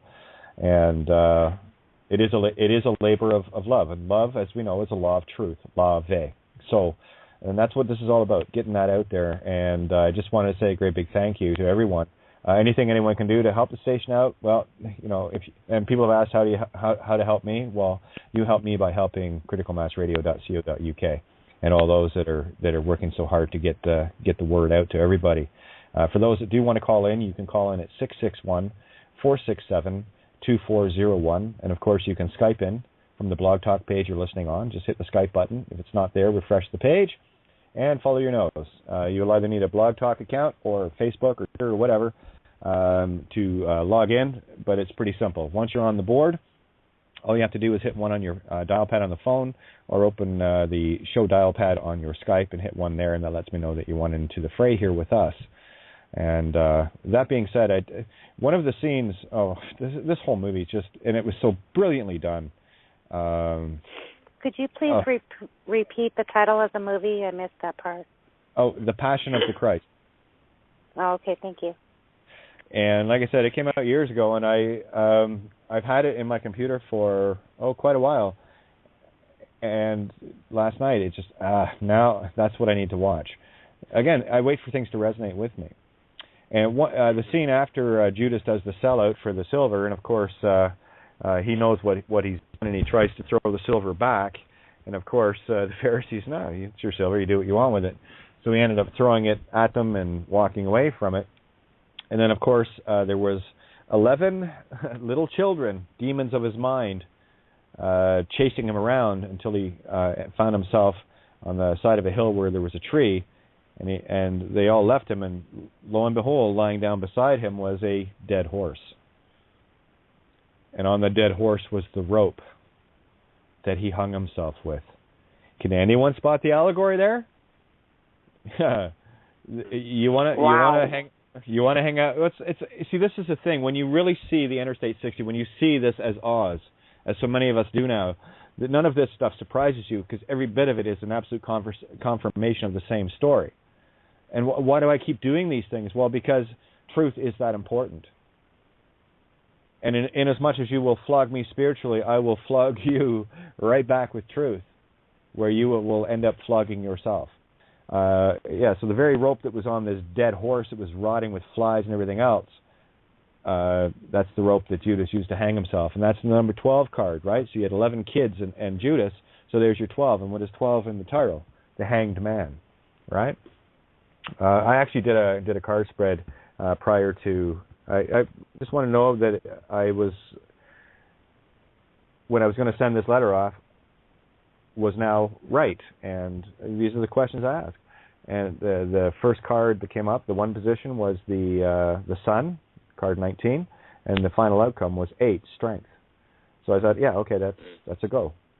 And of course, the whole spread was just like mind blowing. Anyway, it's just it's time. You know, you have all went through your crucifixions. You know what I'm talking about. At the crucifixion, I was saying about the 3 crosses: the fist fight, hold the light, or carry out the dead. That's your thief on one side, Christ, and then the thief on the other. The one thief, the ego, or the fist fighter, right? Was challenging Jesus. Well, if you really are the Son of God, then get yourself off the cross. And this guy was doing nothing but laughing. And next thing you know, you can't make this up, guys. What lands on the top of this guy's cross? A crow. And it pecks his eyes out. Because that was the crow, or the crown. We know what this means, right? That literally, you're blinded. And your eyes will be picked out as you rot on the cross to come back and do it again. And then, of course, the other thief said, you know, I don't understand why you're on this cross. I deserve this. I deserve to be on this cross for the things that I have done. But you are an innocent man. And he said, I would like to go to your kingdom. And Jesus looked at him and said, you will be in paradise with me this day. Guys, it will blow your mind. Even talking about it, I am top to bottom in energy goosebumps. It is that profound. It is that powerful. Pay close attention to things. Look at the Roman guards that are whipping the shit out of Jesus. And there's your military. There's your police. Look at the Pharisees, the religious leaders calling for the crucifixion. And of course the mob, most of the mob that 5 days previous, when Jesus came into Jerusalem on an ass, on a donkey, they were throwing palm leaves in front of him, singing Hosanna this and Hosanna that. 5 days later, they're calling for his murder. Why? Because, well, their religious teachers said so. And it was all a big, just like in real life, guys, it's all a big cut-up to see if they can sway you with your emotions. Who else? Oh, man, it goes on and on. And the very few. Like, guys, this is, when you see this from the pure anagogic spiritual intent that is delivered. And I know Mel was just trying to convey the story, but see, here's the thing about being all-knowing and now being aware of this. The more aware you get of being all-knowing, the more you see the same thing in everything. And it is wondrous. That is the kingdom. I mean, I don't know about these religious types that are all about this some savior or another coming to save them. What part of you got to do that yourself? Why do you call me Lord and not do the things I do? And I've yet to meet a Christian that's ever done anything that Jesus has done. They don't take on the banks. They don't walk into the temples calling them liars. They don't take on world systems. They don't defy the beast. Well, that's it. The crows have pecked their eyes out. Mhm. Right. You said to pick up your own cross. Well, yeah, and here's the thing. The allegory of the guy that helped Jesus carry the cross, he was very reluctant at first, but then he saw the power and the passion and the unwillingness of Jesus to, when beaten down constantly. I mean, these guys were like the system, like family, friends. We're fucking relentless. It is gut-wrenching. Mel, man, you went way, way beyond what the average individual could stomach. And you did it beautifully. Because that is exactly the spiritual quest that we've all been on, that we've all been flogged. But now here we are helping each other carry each other's crosses. Our crosses have been placed in the middle. We have been crucified. We have been killed physically. And now we rise again. Hello, all. I love you. How are you? Hey, Randy, how are you? How am I doing? Hey. Well, great as always. Yeah. Hey, a comment on what we were just talking about, and then I'll go back to my notion of what you said, what I would say to your family. Okay, so about the guy with the cross, there was a time in my experience where I was on a tour, pardon me, and I was the young one on this tour. Everyone was standing in Belgium viewing the White Cliffs of Dover while a bus driver was loading everyone's luggage by himself. And I remember seeing that, and I went and I just started helping him. Next thing I knew, everybody was helping, and I was able to stand back with the bus driver, mind you, looking at them work. And then we walked over and looked at the White Cliffs of Dover, and in broken English, he spoke to me about some history of that. So once we start something like we have done here at the table, it just rolls. And everyone else sees it, and they go, wow, that's truth right there. We need to help this one man move 58 other people's luggage. And if we all jump in, we're done. Now, hey, 58 pieces. Whatever it is, yeah, how many ever it was, that was what came into my noggin. So back to what I would say to your family. Well, I think it leads to a deeper issue because, as you know, some of you, I work with my brother. I no longer have any contracts with him. He owns 3 restaurants, and he is afraid of being audited, the sales tax, blah, blah, whatever, too behind paranoia it is. Someone's got their mic on, and they're mowing the lawn. Anyway, and I think what it is, one thing that may help us on this deeper issue as to what we would say to our loved ones who think we're nuts or whatever it is I don't know, maybe we get this truth out to the militias, because the militias are basically, for lack of a better term, they're on board with something's wrong here, right? They're on board with that, so they might be more apt to pay attention to the legal name. And I think that's what you Well, that's exactly it, Randy. That's exactly it. I think that's what you're asking, really, at the deeper level. Thank you all. Love you. I'm going to smoke some weed. No, that's exactly it. And the hardest part we're going to have getting through to those, especially that know that something is desperately wrong here, is getting past the fictional realms that they're still calculating this reality with, to see beyond that. Guns will not solve anything. Further harm will not solve anything, because that's just buying into the same physical nonsense. And for those of you that have experienced what it is I'm talking about in that spiritual shield you have up and around you, you know what I'm talking about. You don't need that shit. You're God. Get over it. And you know this. You know, you don't need. Yeah, I was going to say you don't need insurance because you're not planning on accidents, because you don't buy into the physical bullshit illusion of thinking there will be one. That's somebody else's seed that was planted in your head. And you know the 58 I was talking about with him, with the 58 pieces of luggage. Right. That's the Christ conscience. 5 and 8's 13. That's the 13th warrior. Hey, that was guys. a pretty good number you picked. Yeah, I guess so. That's beautiful. Yeah, but I think because Kate knows, she knows, her and I have talked about this, that I struggled, and I still go back to it occasionally, but I'm getting further and further away from it, struggling with the thing of wanting to help and awaken them. I cannot awaken them. I can give them the key and show them the door, right? Just like we've been saying here for quite a while. But they have to open the door. They're going to want to run into the light. No, run into the space. Go somewhere else for a change. Don't come back here. I mean, you can if you want to, right? It's your call. But do what you want. But I just feel like Kate does, it helps so many more, and it makes us feel better. Maybe it's ego on our part, making us feel better if we can awaken our family, our loved ones, our immediate loved ones, the physical family. Yeah. Hey, Randy, just to clarify that too, for me, it's not, and it's not an egotistical position.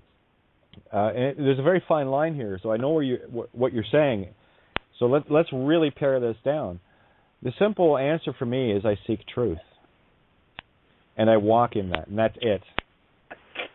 And everything that we talk about, everything we share, is that walking process of getting rid of the bullshit, getting rid of the garbage.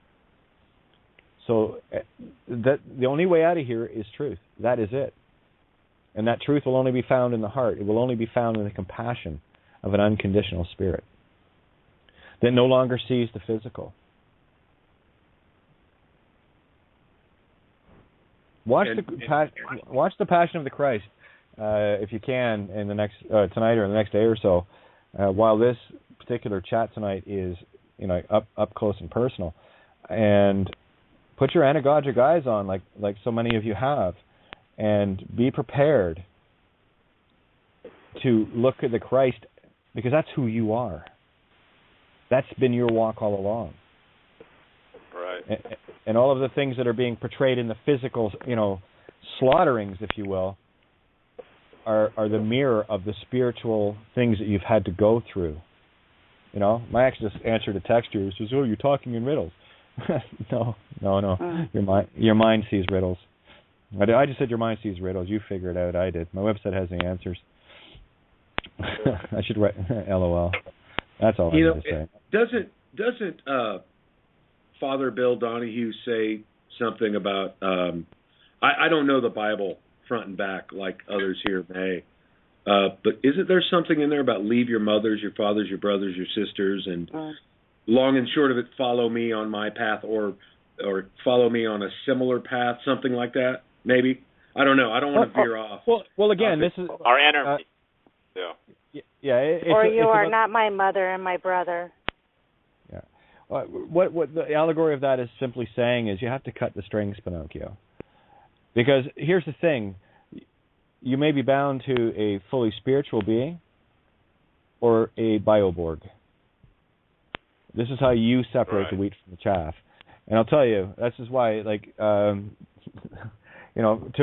me, in the eyes of my family, I am dead. I've been dead for a long time. There's no disputing that. And that's okay. You see, out of sight, out of mind. Okay, well, I'm dead. There you go. I'm out of sight and out of your mind.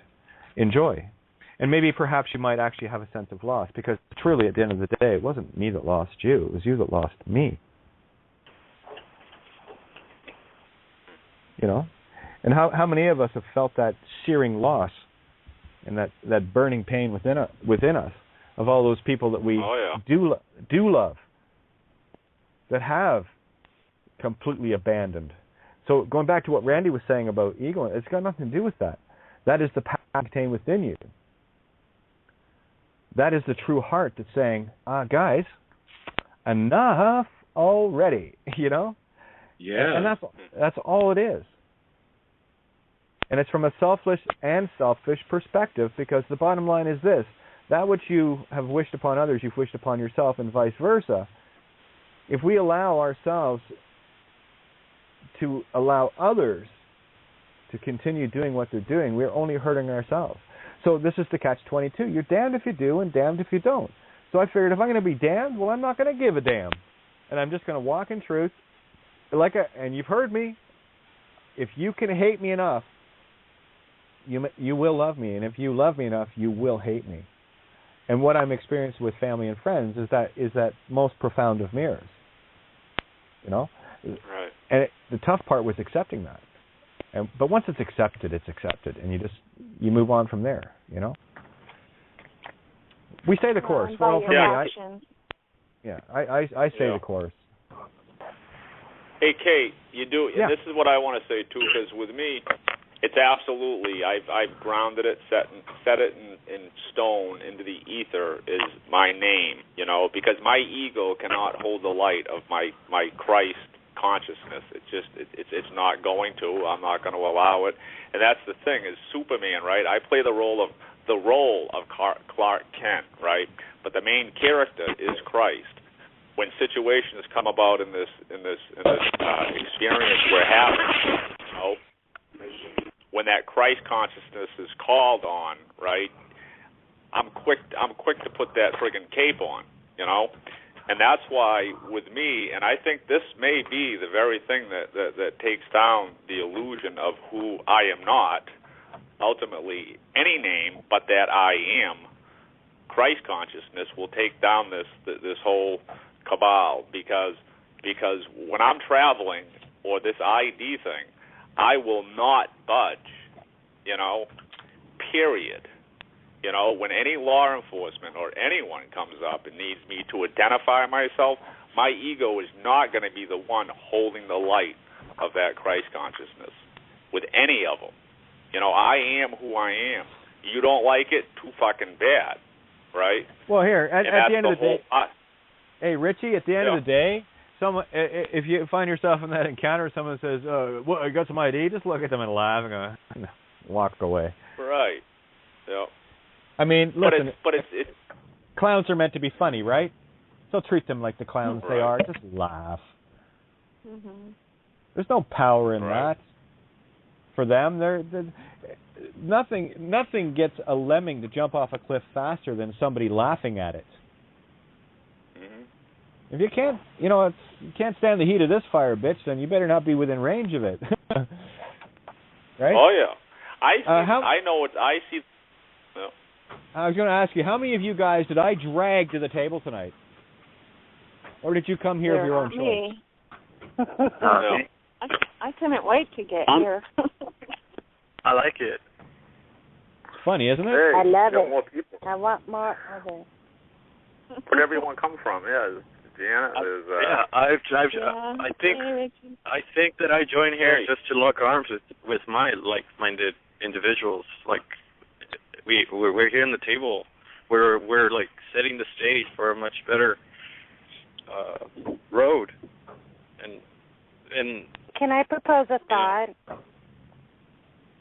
It's beautiful. Randy and Richard those were so awesome. Just to pull ourselves off the chessboard a little bit, did it occur to anybody that we're not from here and that we came because of love of humanity, which has so much potential? Totally, this planet is so fucked up, but it's also very beautiful. And I know that's why I'm. Absolutely. Exactly. Thank you. That's my family. That's exactly why I said it. Okay, mental note to everybody. The mics are open, guys, so please, and I hate the fact that I have to keep saying this, mute out on your end, or don't put your hand up if it's noisy, okay? Because I open mics up, so think of everybody else, please. Okay. Thank you. Go ahead. Yes, thank you. Is my mic open? Yeah, oh yeah. Okay. Are you getting any noise from me, Kate? No, you're fine. I did open Barbara's mic, but she might be at bingo again. So let me just double check one more time. Okay. So there. Hang on, guys. So there's the deal. If you're going to put your hand up, make sure it's quiet where you are, please. Please. I'm so tired of saying this. I really am, guys. I don't know. Okay. Hey, Kate. I don't know if my mic is loud because I'm outside, and I live next to a commercial road. Just saying.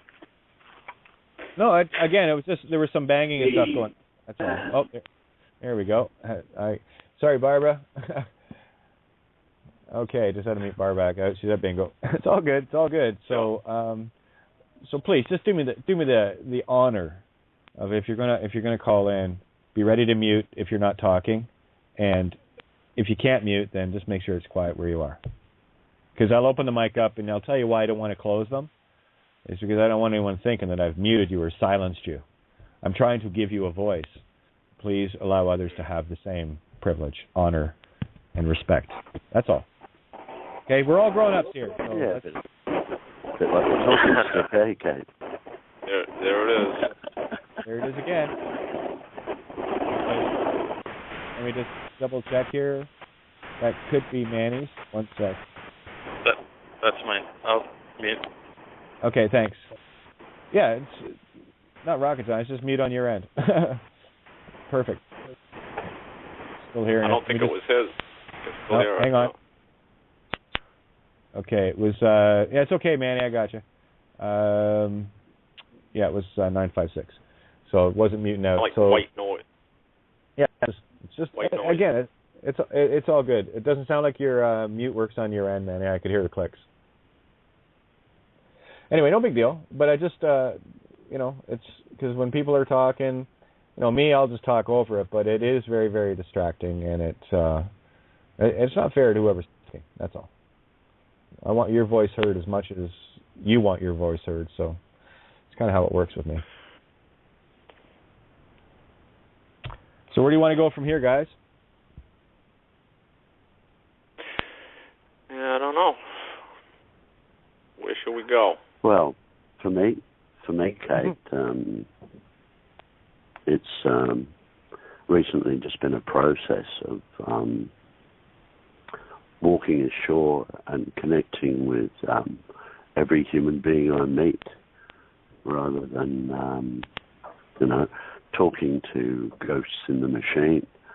And just from my own presence and my own engagement with a lot of these people who walk around with dull eyes and long faces, by the time we part company, they've got a little grin and a little sparkle in their eye and a skip in their step.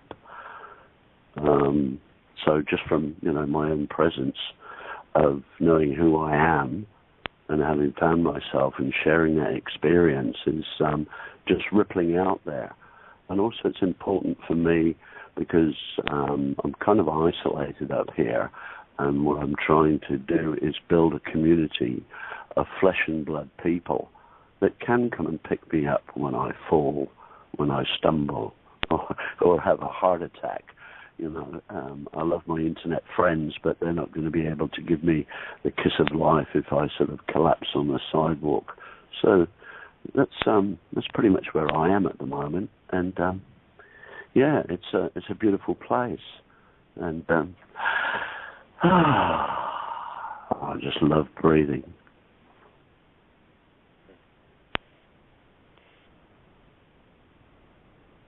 Just want to let that breath hang for a second. Thank you, Bob. I was kind of counting on that tonight. There you go. It's so I true. don't know why I was led here, Kate, but yeah, I don't know why I was led here. I just, you followed your heart. I'm totally living out space. Yeah, I just follow my heart, and wherever I end up is wherever I end up. I have no plans, only an intention. So thank you, Kate, for this forum. Oh, well, let's say thank you guys, because we do this forum together. That's why it's open. I forget when I actually went into I'm not dealing with, very few guests, a very short list of guests, but I don't want to deal with specifics. And I think one of the last ones, I can't remember the guy's name, but he started going off into this fear porn diatribe and talking about the legal name and the straw man. It's like, buddy, that's like so fucking 3 years ago. I thought we were going to talk about something interesting tonight, and then of course, that was the guy that came on. He had his assistant. The doctor is ready to talk. Fuck off. The doctor's ready to talk. Yeah, no ego there. Okay, sorry. So, yeah, I remember that. It was awesome. You remember that? That was funny as hell. I ended up hanging up on him. Fuck off. And that was pretty much where I decided that it's going to be an open forum, because I'm really the only people at this table that can really sit here in any sense of anagogic are the Bonnie Hughes, the Son of Bonacci, Seven Bomers, Tobias Lyers, and Mark Passios, and Matt Presti, Robert Otte, etc. Right, and that's that very small group, because I can't even get into having conversations with people that are still fixated on the literal and are only dealing specifically in one or two areas and not seeing the real big picture. And that's what we talk about here. It's the big picture. How does it all connect? How does it all come together? And how do we get? Because I'll tell you, you're not going to see the whole puzzle until you grab all the pieces and start assembling them. While some have one or two pieces, what are you going to try to solve the whole puzzle with that, or are you going to go and collect as many pieces as you can? And that's what we do at this table. That's my whole purpose. I look at everything. I want to see everything. How does this fit with this, and how does this work with this, and how does math connect with English, connect with sound, connect with light, connect with religion, connect with law, and it all connects. Every bit of it. Yeah. And it's freaking awesome. Once you see the big picture, then you start seeing the yellow brick road for what it really is. And then you start seeing your ability to bring things like, popes to their fucking knees in confession. That is a spiritual effect. We caused it. Yeah. Hey, Pope Francis is his name, right? Yeah, Frankie, whatever. Yeah. Well, what's very interesting is putting these pieces together, because I listened to a guy called William Henry. I don't know if anyone's heard of him, but he's got a website. And this is why you've heard of him? Oh, yeah. About a year and a half ago, I went to his articles, and he talks about, I think it was Saint Francis. I don't know, I don't follow this lineage thing, but just taking the pieces, these seemingly unconnected pieces, and piecing them together, because I don't need to have it be some linear story that pieces together perfectly, because there's no way we're going to put it together in that sense. But this St. Francis guy and St. Catherine, they talk about these rays, and I had mentioned them to you before, these 5 rays of light, and he says he saw them coming out of they have the story of them, so if you go to William Henry and go to the articles and read the stories, he said one came out of the pitcher and out of the hands, but I just find that interesting that particular guy, Saint Francis, and now the Pope Saint Francis. So, I'm making a connection there, with what it is that this guy's doing. So, I think they might sense and know, themselves. There's no might about what's going on. Yeah, no might. Yeah. Yeah, I don't know what's in their thoughts, but yeah. For him to do that, and you said it's the first time a pope nailed down. As far as I know, it was the headline was shocked the congregation. So I don't ever remember any point in history where a pope kneeled down in front of a congregation to give confession. But just on a bit of a lighter note, Manfred sent along this link on my Facebook. I will share it so that people can see it. But anyway, just for shits and giggles, because I thought it was really, really funny. Just one sec, I'm just doing the share thing here. Come on. And let me see. Okay, share link. Anyway, hey, Kate. It's what Hindu god are you? So I thought I'd check it out. And I kind of knew in the back of my mind which one I was. But I answered, there was, I think, 10 questions, and I looked at them all. I looked at them all very honestly, and saw the allegory of what each thing was. So I went with every allegory on it that made most sense to me. And you'll never guess which Hindu god I am. I already knew it, but it was really funny to see it actually show up. Which one do you think it is? Kali. The 8 arm? Good. Very good. Shiva. Callie.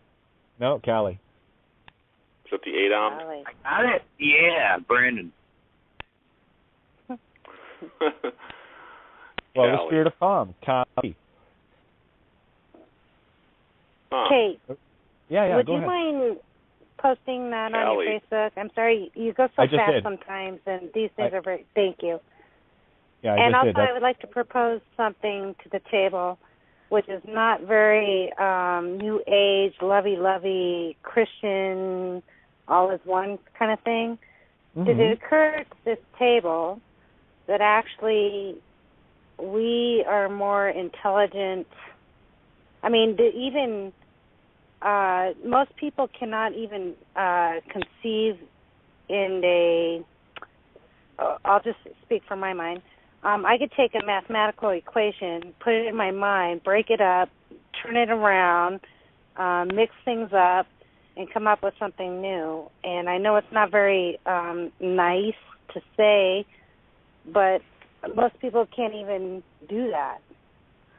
So exactly. I think this table is incredibly, not only artists, but intellectually, not intellectually because intelligence and intellect is different, but they can take all these puzzle pieces and colors of a paint, if you will, and create.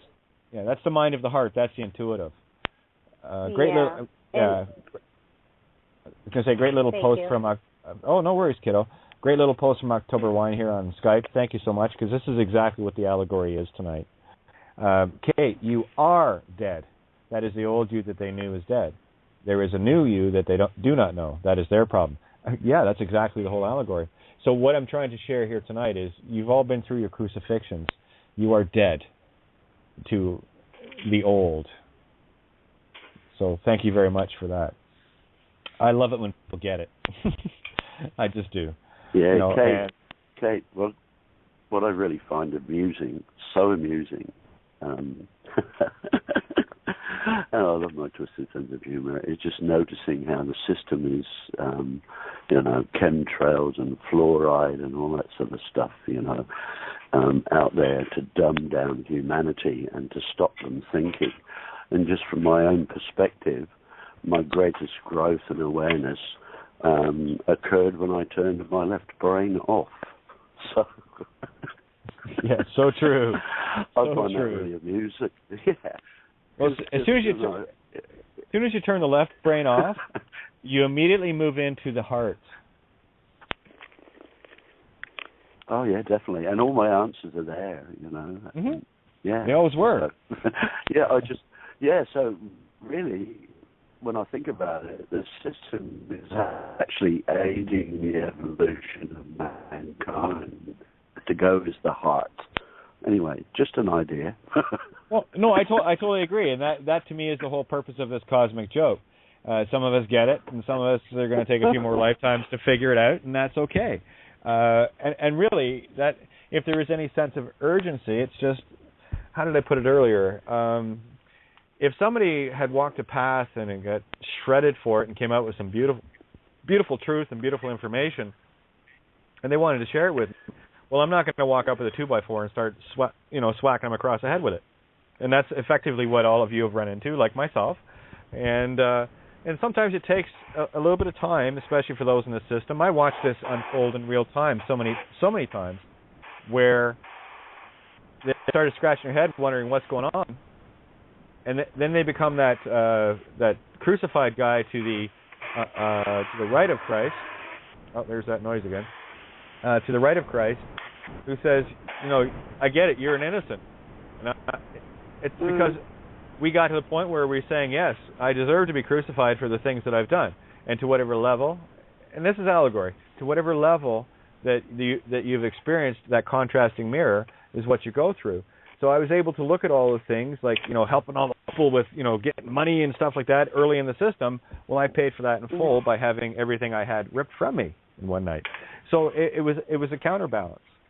And it took a while, but I saw the contrast in it. And that's the real, I can't even call it a fight, but as soon as you start accepting contrast for what it is, no emotions, that's where real answers start showing up, and shit starts making a whole lot more sense. And then you don't go off on your, like I've done so many times in the past with the Katie Bitch rant. And then, seriously, I get a text back, you're talking in riddles, what's going on? How the fuck do you answer that? How do you answer that? You make me laugh, I'm sorry. Seriously, you're talking in riddles? No, you're hearing in riddles, you dope. I'm trying to clean your ears out, and you're going, oh, but you're talking in riddles. No, you're hearing in riddles. There's a big difference. I used to hear in riddles. It's interesting when you wake up to that the ego is a separate entity inside you, and also the subconscious. When I realized that my subconscious was laying out my road without me being aware of it, and then I'm like, wow, there's a total entity in me that is, it has way more power. I mean, I can't even approach the subconscious, but it lays out my lessons. And then to see that the ego also has its own, and I love my ego sometimes, so I am both, hybrid. It's a handy tool. And let's not get into the specifics. When you're conscious that both exist. Well, again, no, the ego is a complete illusion, though. I know when you say you love it. See, that's the confusion. It doesn't exist. It's a complete illusion. That's what it is. Well, it works here on the third. Hang on. Yes, it does. Before we get into it, I can feel it coming. So let's just put it to rest here. Okay, the ego is a personality. It only operates through the reptilian brainstem that has been built by the DNA from mom and dad, and from their moms and dads, and from their moms and dads, and their moms and dads. So the ego is not you at all. Yeah. I understand that, but I do deal with it on a daily basis, and I just find it interesting. Tracy, you're not dealing with the ego head on daily. What's happening here? Let me really pare this down. What you're seeing are the things that are the aberrations within your true essence. That's what you're sorting out. That's the parts of you that aren't you. And when you finally separate it, many of us have, when you finally separate it and put it to one side, then it becomes, cool, that's the chainsaw I can use to talk to other egos, because the program works with program. It's not me. It's sort of like having that. Said. Well, words like hybrid and stuff like that you're contracting it back to you. So I'm breaking the contracts here. That's what I'm doing. I'm very careful with what people say and the words that are used, because I haven't really got around to bust hybrid yet, so that we just did. So again, I'm just both, is what I'm experiencing. Now, see, you just took ownership of a spiritual contract again. The ego is not you. Yes, I did. Well, don't. Yeah, and Kate, I just want to say something. It's a tool. I'm not trying to argue with you about it. You know what I'm saying? Just trying to put it. Again, I'm not arguing either. That's exactly it. Once you pull back and see it. Okay. Then, if you pull back and see it, it is not you. If it's something separate from you, what the fuck can it be you? This is the point I'm making. And our common speak has had us I'm very careful with this stuff, guys. These are very fine line spells that are in there, and I'm here just to go. Get rid of it. So any because everything's me. It's simply a tool. I'm a contractor too, Kate. So do I take a hammer to a screw? Hey, can I say something though? Did somebody tell you that? Did you learn that from somebody else? Did somebody tell you to love your ego? Did you read that somewhere? See, that I don't might be want to say love. Because you think love is separate, then I'm already whole. So everything is a part of me, and I'm just observing this. Ego is individualism, or the illusion that we are individual. Tracy, the ego is not part of you, nor is the id. Those are the physical constructs. You cannot mix oil and water, hun. Then why is it here in me? That's because you're at the helm, hun. That's the difference. Where the ego has been the program running your ship, your mind, for so long, and the more we say, well, it's part of me. No, it's not. That is the virus of the DNA program. We have to cohabitate in the physical, the oil and water. Yes, I agree with that. Yes, we can never be both. The illusion was thinking that we were. The personality is totally separate from the spirit, the true heart. Personality is the program. I agree. And that program has been that. built with multiple generational DNA strands of aberrated before you programs. So this is the kind of shit we get dealt, okay? So really a mass murderer, hang on, a mass murderer in your past from one of the bloodlines that you're connected to that DNA, that's you? Yes, I am. Well, no. No. That's the point I'm making. It's not you. And that's why anytime I'm talking with people, to try to get this through to them is like pulling hen's teeth. It is so simple. It is oil and water. You are not the ego or the id. That's a spiritual contract to the name. That's what's going to keep you in the vampire zone. Get rid of it. I totally agree with you. Yes. Okay, so, and just... All I was trying to convey was that I know my choice of what I came into, and it did involve an ego, even if it's an illusion or whatever. These tools that the slavers gave us, right? Fix your own fucking house with the tools they gave you. Bullshit. I'm just saying I came into that knowingly. I own it, and the ego does not rule me. I'm just aware of it. I am aware of the virus. Oh, again, that's all I was trying to say. Yeah, no, I'm trying to make you right here, okay? I'm just fine-tuning it. That's all I do. I'm here to make everybody at this table fucking right, and I can do it every time. The only problem is it takes a little while to get what I'm trying to make you right with through, because the debate happens, and then it goes circular, and I'm going, okay, well, I'll just wait until this program runs out, and then I'll come back in again. Right. Okay? So, I can't make anybody wrong because I know you're right. And I know how to get there. I know you're right, too. I agree with you. Right. So this is why I'm trying to show you that you are right, and you are all able. No canes allowed here. We're able to walk now. That's right. That's exactly it. No cane. Okay, so it's like trying you sell something and you keep talking until you buy it back. So I just nip it in the bud. Kate, I agree with you, Kate. Thank you. Another thing that... for me, Kate. Yeah. Sorry. Go right ahead, mate. Time delay. Go right ahead. Yeah. You're on a boat. Cheers, buddy. Yeah. For me, what still holds true for me is my own sort of personal analogy that just from my own noticing and my own consciousness, all the elements that go to make all that I am are merely tools, and they're merely tools that I use when I choose. And from my conscious awareness, I review those tools, and if they no longer suit my intention, then I pass them on or put them in the bin.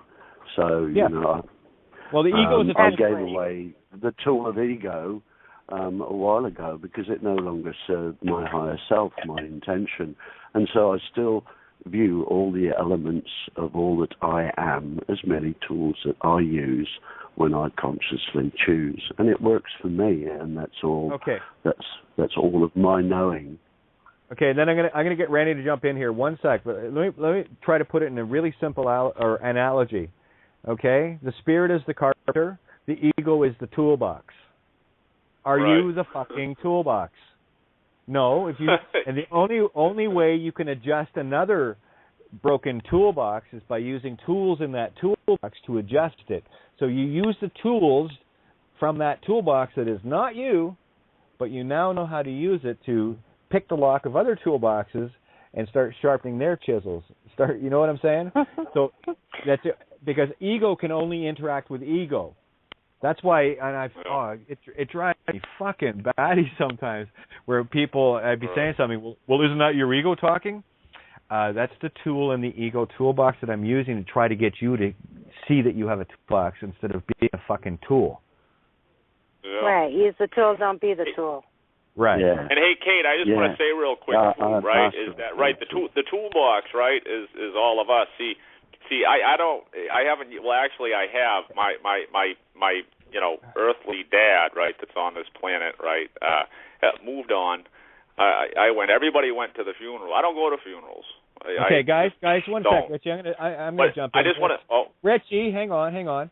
Did everybody miss that the point where I said I just want to say this, and then Randy can talk? So that was beautiful. Guys, okay, so if I have to bitch slap you guys to fucking smarten up and stop stepping all over each other and being courteous with everybody, I'll do that. So no, I don't want to hear a fucking word. Okay, this is the toolbox open right now, and I got the chainsaw out. All right, Randy, and then righto. Thanks, sister. And if I really wanted in, I would have got in. But yeah, I know you're too polite. You're like me. I'm just tired of it. Go ahead. That's one thing that I do want to comment on first. Is that I hear a lot of that over talking, and all that is ego of, oh, I want to say something. Just calm down. Quiet. Breathe in through the nose, hold it in, out through the mouth. And you will realize that what you wanted to say was not so important. So, anyway. I know what I wanted to say was important. No, don't tell me what I wanted to say wasn't important. Okay. Oh, look. Hey, right. That's his ego talking. Richie, look. The fluffies just showed up. Proof in point. I'm going to ask everyone just to hear what Randy just said. Just breathe. Take your time. Everyone's going to have your say here. Okay, so can I let everybody know we have 1, 2, 3, 4, 5, 6, 7, 8, 9, 10 mics open right now. I've only heard maybe 4 voices. Okay. And, I mean, I'm managing, and it doesn't mean blah blah. It doesn't mean anything, but I'm managing over 70 people right now, so I'm trained myself to listen pretty good, and not only say when I want to say something and when I need to. But for here at this table, it is a lot of that over talking. But anyway, that comment's gone. My thought was on the tip of my tongue. So I guess for me, I should just breathe and shut the fuck up. So someone else who has something beautiful to say, go right ahead. That's beautiful. And anyone that was offended during that last few minutes, that's your ego. Don't worry about it. Chill. Just chill, guys. Everyone's got a voice here. I promise you. That's why I'm here. That's all. And everyone's voice is equally important. That's all. And I know you guys get it. I totally get that. And I find a lot of times, and I hate talking all the time. I really do. How many nights have I come to this table going, jump in, guys, and then maybe an hour and a half later, people start jumping in. It's like, oh, fuck, here, I got to go again, right? So that's just... Well, what makes it difficult for me, Kate, is the fact that I'm the other side of the world, and there's this unmeasurable time delay. So when there is a break in the conversation in my hearing, and, I step forward to say something, by the time I say it and it gets to you, somebody else has already joined in. So that makes my ability to communicate rather interesting and fairly humorous as well. So, if you feel that I have talked over anybody, no, not at all. Please be assured that it is not intentional. It is a physical constraint I'm trying to deal with at the moment. Okay, I'm gonna ask you guys to be me for a minute, just for a minute. Okay, I'm the one sitting here at the board that I want everyone to talk at. Okay? I've got 10, 11 people with mics open right now. Okay, I once I open a mic, I could be just like every other radio host and go, hey, say your piece, I'm going to mute you back out. That's not how this table works. There is no control here but the control you have on yourself. Okay? And yes, and I've said that many times, people like Bob and Joe and a few others, we have people from all around the world here, Australia, Great Britain, Europe, South America, all over North America, whatever, all around the world. And there is anywhere from a 1 to 5 second delay. So this is why just breathe, allow a little space. Okay, this, me in dead air, right? I've learned to hold on to the 5 seconds because I know that it takes that sometimes for people, especially in Australia, to get through, right? We're going halfway around the planet here, guys. And it's happening in real time. And the problem with opening all the mics, imagine sitting here, opening all the mics, and then people start jumping all over each other. And what it would feel like to feel like you had to mute something. I don't like doing that because that's why this table exists. So there are no apologies required. Really, this is just about, let's just understand this, and everyone will get their say as is required. That's what this table's for. We do this together, though, so let's work it together. There's no harm, no foul. No one's fucked up or anything. It's, again, just another illustration of our own inner anxieties to get our shit out. And that's okay. Get your shit out. Just don't step on everybody else doing it. That's all. Okay, so that in mind, and I don't want to sound like fucking romper room. Okay, Billy, it's your chance to talk. All right, Sarah, your turn. I don't want to play that. That's so juvenile. This is an open table, self-control, self-responsibility. And another thing, too, please don't come in and say, can I make a comment? Because you just did. All right? Just, if you want to add something, just talk. There's no rules at the table. So I got it. I found it. It came back to me. Okay. Figured it might. Thank you, sister. So, I'm talking to my dad and an uncle and a cousin and one of my brothers, and I'm telling them about this legal thing to lead into the name, right? And they're saying how, wasn't there a so-and-so guy about 30 years ago who did something like that. He put all his stuff in his kid's name, and they'd always send him letters, and he could never do anything. So what I'm saying here is everyone, they really wanted it all spelled out. They wanted me to save them. Everyone's looking for that savior. And it's really, unless we're going to put it out step by step of what everyone needs to do to awaken, we have to really then turn around and focus on ourselves and be the quiet leaders. Be the leading by example. That's where I think the crux of the thing is. That's where it comes down to. I've pondered this thought for some time, and I have yet to get the answers. Maybe I will continue, and others will find it. Like, think of it like this too. When two people talk over top of each other, what position that puts me in? Okay, two people just talked over each other. Am I supposed to sit here and pick one or the other? No. Right? That's not a very comfortable feeling. Like I said, sit behind this board as me for a bit, and knowing that you want to keep it wide open for everybody. So again, this is the give and take. This is making sure the mics are muted and all that. I know this is so juvenile, guys, because everything at this table is designed for one thing and one thing only, to get the truth out. And as clear and as clean as possible. That's all. Without all the drama, without all the technicalities, just get it out there. Speak your heart. Because all too often I find people speaking their fucking mind. And I know when the mind is going and the heart's silent. Speak your hearts. You'll find that you won't have so much to say. Honest. Was that Randy that shared what he just said? Yeah, it was Randy. That was beautiful. Thank you. You did. Yeah, you guys are the Christ consciousness, okay? You need to know this. This is how critically important it is to stay in the heart. Because for all those that think that somehow Jesus or the Christ is coming to save them, the Christ is coming to weigh them. And the Christ within you that's the feather, the heart, right? That's why those that are crazy enough to think they can change the world are always the ones that do. And you're it. No, you're it. Yeah, Tag, you're it. No, I played Jesus last time. Fuck you. No, you're all playing that role, guys.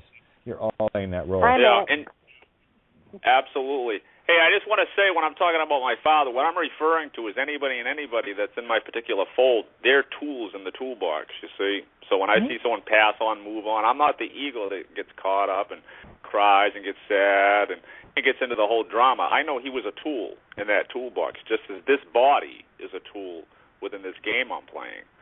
So I don't see any sadness. When I see anybody drop off, their game piece is done. Wherever they go next, that's the hidden hand at work, you see. So that's the point that I'm trying to make. That's why I was saying to you, Randy, that what I had to say was important, was valid, because I know the ears that are listening in, grasping that like I did, that's when you become bulletproof, you see. My whole family could be wiped out. I'm not going to shed a tear. Okay. Hey, Richie, try this one on. See what you think of this angle on it. Okay, body drops. You know what the first thing that point of consciousness says when it's on the other side? You know what it says? What? Fuck! I screwed it up again. Damn it. Yeah. I missed the point. Yeah. It's like, because I had this it's so close. I was so close, and then damn, back through again.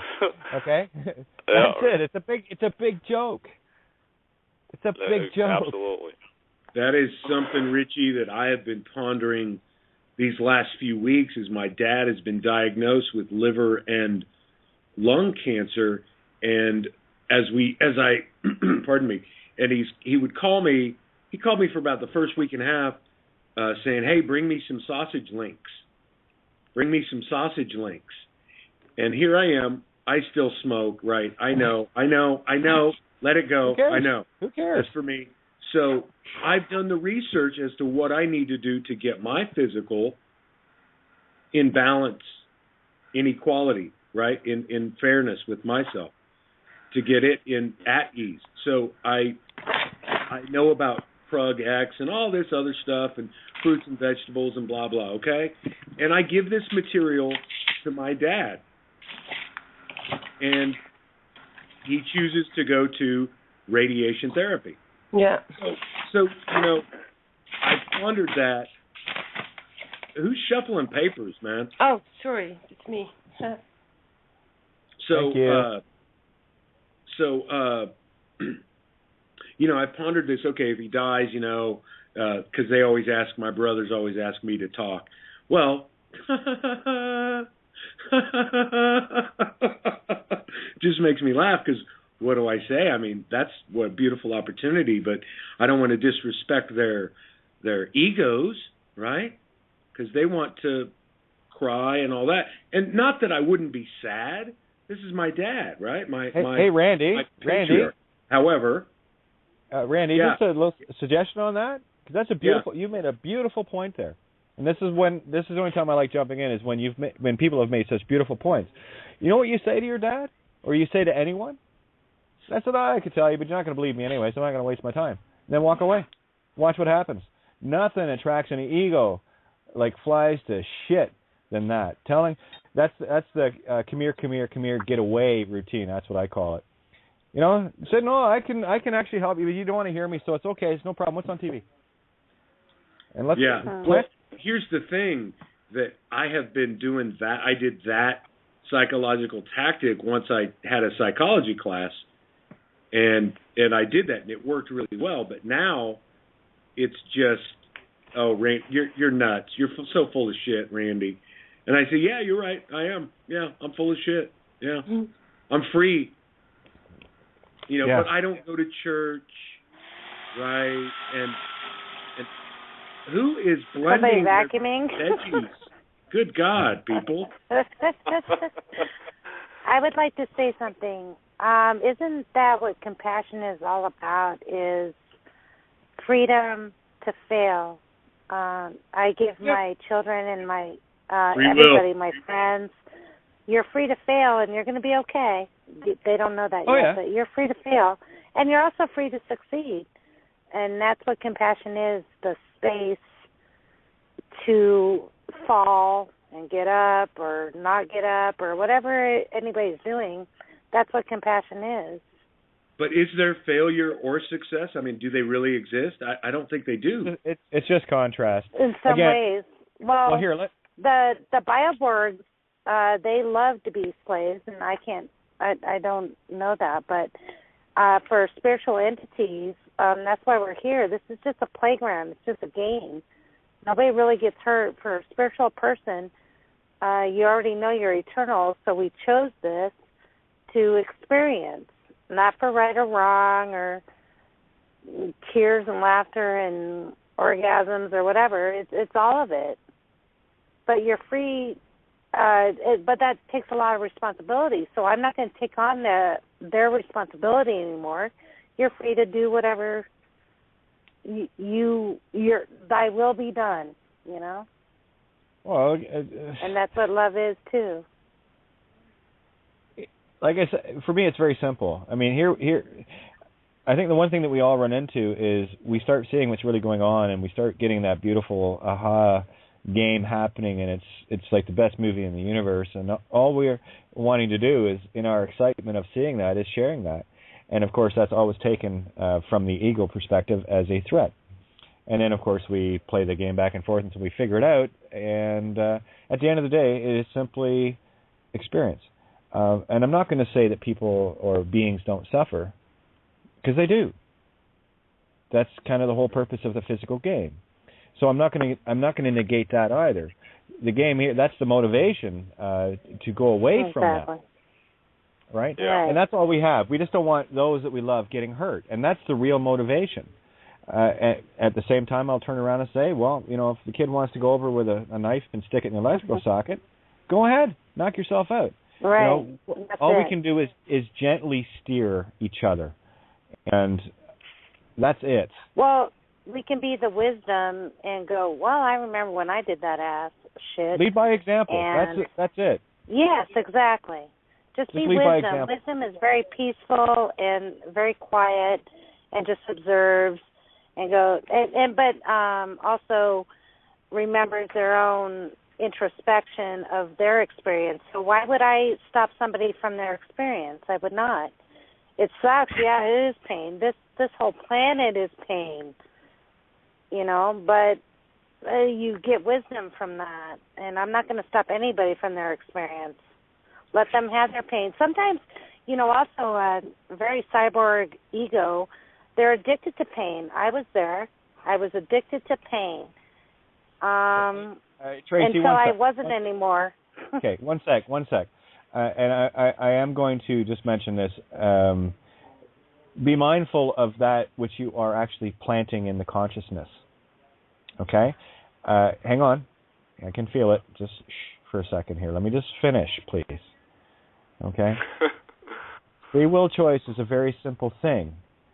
And so many of us, myself included for a very long time, take it upon ourselves to assume what others feel, what others think, and what others are going to react to. And that is part of the ego. That is assuming, presuming ahead of a reaction. So you're looking for a reaction. Me, it's very simple. I know what's going to happen, so I don't have to look for the reaction. I know what's going to happen when I plant a seed. And for me, the safest thing to do with people is plant a seed. And if they respond positively, I'll plant another one.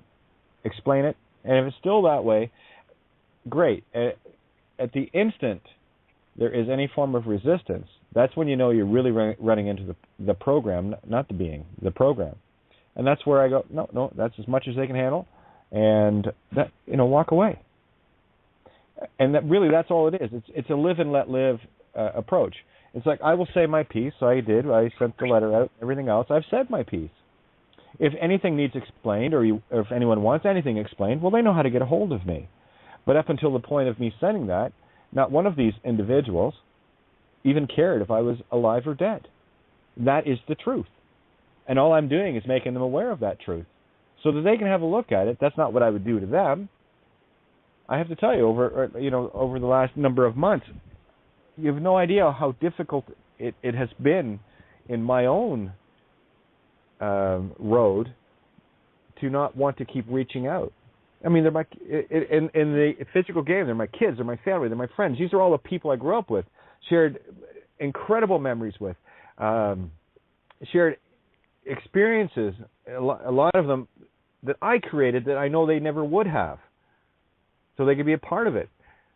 I mean, the mere fact that I'll give just a little example, my ex and my ex-best friend, they would never have met without me. So I set up my own demise, right? I laugh when my ex said, I found someone new. He said, no, you didn't. You're with them because of me. So who did you find? You didn't find anyone new. You found something that was already present in your universe. You didn't create that. I did. It's like Sue. She's where she's living right now as a net result of my going flying and as a net result of my going diving. These were my choices. That's why she is where she is. But these are the things. I look for the threads that connect everything. I look at how many CDs and marriages and kids and everything came out of making the choice of starting up a songwriter cafe. I look back at the domino when I decided to pick up a penny whistle for the first time. and what it did for me musically, and then I see the fractal of that creation, of that one single choice. So for me, I've been going back, pinpointing all the dominoes that started that fractal going. And they all connect. But that's what I've done for me. And I do my best to try to explain that, and hopefully I am getting better. Maybe that's why I'm on the air so much, so I can learn how to explain things better. And that's really all it is. And any shortcomings in terms of my explanations is not your fault. That's mine. I take the responsibility of sharing things as clearly and as concisely as I can to the clearest picture possible of the concept or what I'm trying to show. And that's all. Okay. The things that I have found. So I've walked my own. Oh, yeah, go ahead, Bob. Yeah, one thing that I've been led to recently, but in my own journey, that has added immeasurably to my own inner peace. And I love the way these things present themselves just at the right moment. Was a little phrase, and it's like part of my inner mantra now. And the phrase was, totally let go of the need to understand anything. Totally let go of the need to understand anything. And that just ties in so well with my own sort of ideology. And it has added immeasurably to my inner peace because, I don't have to think about anything. My knowing tells me all. What resonates with my heart is my truth. So, yeah, I just thought I'd pass that on because it's just changed my whole being immeasurably. Maybe it will work for somebody else. That's the magic button right there. The instant you think you need to understand something is the instant that you're actually thinking, and the instant you shouldn't be, when you need to get busy shutting up, shutting down, and getting dark. And I don't know about you, Bob, I don't know about anybody else, but I tell you, there's more than one time a day that I just say to myself, okay, shut up. Just shut up. You're trying to figure it out, Gemini. Just shut her down. And I go, shh. And guess what happens?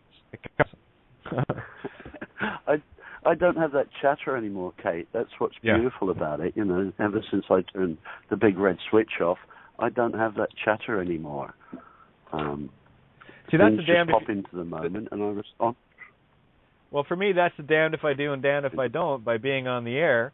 So there's that balance out of needing to put things together. And again, and it really isn't a mental chatter issue either. It's just when I find myself, wait a minute, that's okay, I'm thinking too much. And I'm fully aware of it.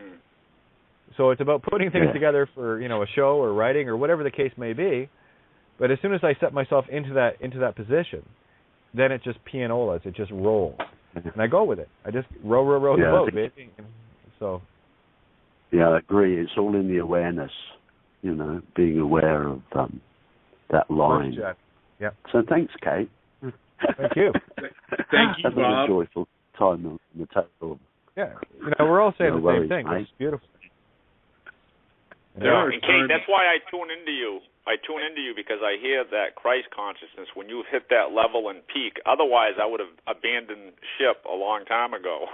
I would not be on this air, and that's the thing is like in absolutely, and I hear it coming through, and like you say, you admit, and I do too. We have that reflection because we're standing here with the tools, and I mistake myself every so often with a tool instead of that Christ consciousness. That's the thing that's the lamp that I hold. That's what you hold. That's where we're directing ourselves to and into. Yeah. That's what truth seekers have. And I would rather use, in terms of the passion of the Christ, it's actually, I would title it the passion of the truth. And each and every one of you is the truth. So look at that character. If you want to take the names out of it, just look at it as truth. And this is what happens in our spiritual journey. And can you handle it? And you'd be amazed at how awesome you are. I know you can. Yeah.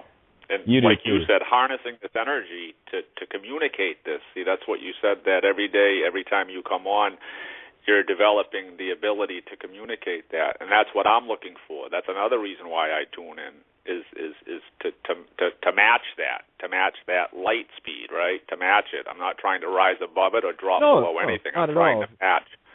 Yeah. It's taking the literal and turning it into anagogic.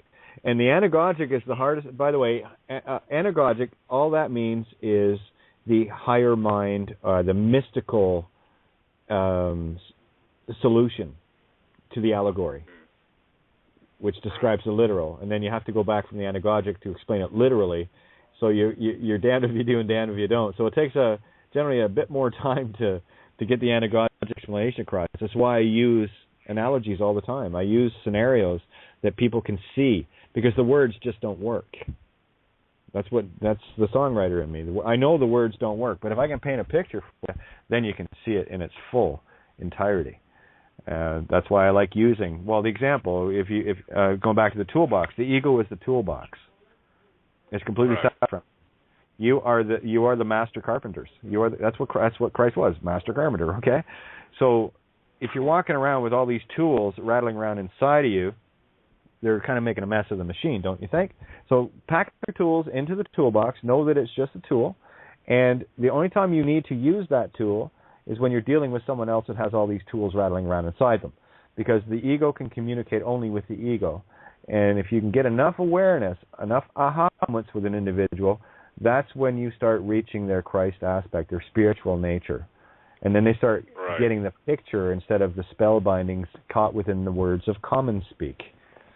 That's why when I was saying earlier in the show tonight, I don't want to talk about all the literal nonsense and what have you. For me, it is strictly an allegorical parable, or parabolic is probably better, look at things versus regurgitating the same stuff where the serpent keeps eating its own ass all the time, over and over and over. You know, so. But anyway, we got about 2 minutes left here, guys. So let's wrap her up. And I got a couple of shows tomorrow. You know, the 1 to 3 and 7 to 9. criticalmassradio.co.uk. You can get me on both. So there's for all the UKers and the late nighters that sit here so beautifully, as with everyone. It's an earlier day, so I'm not even sure where I'm going to go with it tomorrow. But it always goes somewhere, doesn't it? Love to all, peace and harmony. Yeah, I love you all. I love you, Kate. Thank you so Janet. much. Yeah, what's going on with you, Janet? You haven't said anything. I'm gonna. Yeah, I said a little, but I was just resonating. In the groove, baby. Yep, ebb and flow, nice. Oh, so grateful. love being here with all of you. Yeah, it's the ebb and flow versus the Evan Rude. You know. Yeah. Turn the 500 horses off, guys. Just get back and flow, right? You set such a good example. You're so funny. Yeah, there you go. That's awesome. You know, hey, listen, I'm of the street, so I speak that way. We're bringing our blow torches to this table, all of us. That's why we raise that level to that, right? We bring blow torches. Yeah. Torch the ego. Yeah. Why you We've been making the weather go crazy. Yep. X-Players, MCs, I mean, wow. It's been awesome. Hail, storm, winds, everything around here.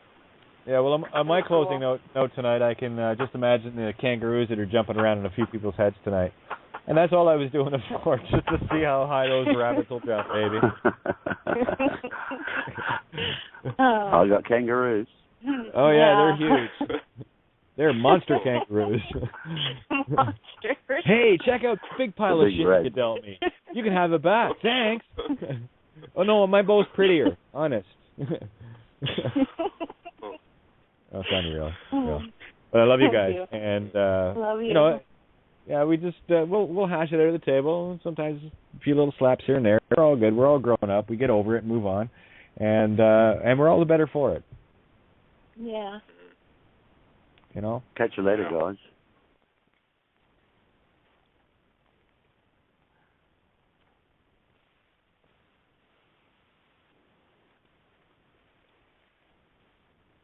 representation of the spiritual flogging that those of us that seek truth and dare to befriend and help others to see it as well, out of the compassion. And of course the pain of seeing what people go through, to alleviate that, and in turn get handed to the same beasts all the time. If one is not standing in truth, then one by definition is standing in a lie. There is no gray area, and I don't care what level of polarized brain you're operating from. If you cannot see down the middle of this road, your tires are getting shredded on the curbs. That's the Scylla and Charybdis allegory in mythology. You'll either get picked off little by little with Scylla, the Hydra, the many-headed dragon, or your whole ship will go down into Charybdis, and you'll be swallowed up by the truth, the waters of truth. Either way, it's not a good outcome. So you got to find the middle road. You got to sail down the middle. And that's where the ultimate compassions lie. That's where you can look at someone that has thrown so many knives into your back and still say, I love you, because you know it's not them. It's the program. And that's what makes it even trickier in the catch-22, that as soon as you start presenting this to someone still caught in a polarized ego, the first thing they do is go into defense mechanism, because that's the ego that they don't even know is them. I've had too many examples of this dealing with people one-on-one over the years, and trying to show that profound difference between what is really you and what is not. You see, the true unconditional loving spirit doesn't wish harm, doesn't wish for anger, it doesn't wish for material, it doesn't wish for possessions. It simply is. The ego, on the other hand, is that thing that motivates so many to crawl up the backs of others to get what they want. And as soon as the bones are picked clean, they walk away looking for something else to vampire or parasite. That's the human nature. You can say it's in human nature. I just simply call it program. I'm not going to, beat around the bush here. You either got the program running or you don't. I keep putting it this way, there's no half in the virgin and half out and still being a virgin on either side. You either go balls deep in the system, which the vast majority of humanity is, or you decide to get out of the whore of Babylon's bed, i.e. the physical, the entrapments, the programs, the control mechanisms. The very masters you seek to overthrow are the very ones you're supporting if you're operating with the intent to be in fear and use a system that was built for you to keep you there. Only a dead physical body fears. You're an immortal spirit. And to the degree that you set yourself free of these things is the degree that you will not be getting vampired on anymore. It really is quite a simple process. It's just not easy to do. And you will go through your moments of agony, spiritual agony, right? Again, look at the Passion of the Christ from a spiritual perspective. Look at it for what it's trying to tell you. And I got to say, I lost count of how many times I was flinching. But each time I flinched, I knew because I'd already experienced that. When are they going to stop whipping me? When are they going to stop ripping the spiritual flesh from me? When are they going to see what is really going on here?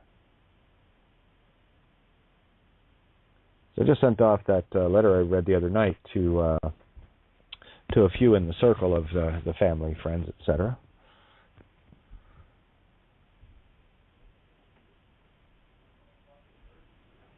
And that in itself was profound. I actually, the ego puts up a great front, but as soon as you slap it in the face, it cries, it falls, it becomes a victim. And I've had plenty of time to reflect. I've had plenty of time to listen to some that, in the guise of saying they want to help, have only saw it as a further advantage to themselves as to what they could get. And that really is the sad part, you know. That really is the sad part. Because one of the things about it, too, is not only does it separate them from me, but it also separates those around them that get it and that I love. I love all anyway, but you know what I'm saying, from them as well. And that's the power of the programmed mind, the ego, the Babylonian Judas. And the movie that I'm speaking of, and I'm going to urge everyone, it's on icefilms.info. You can download it.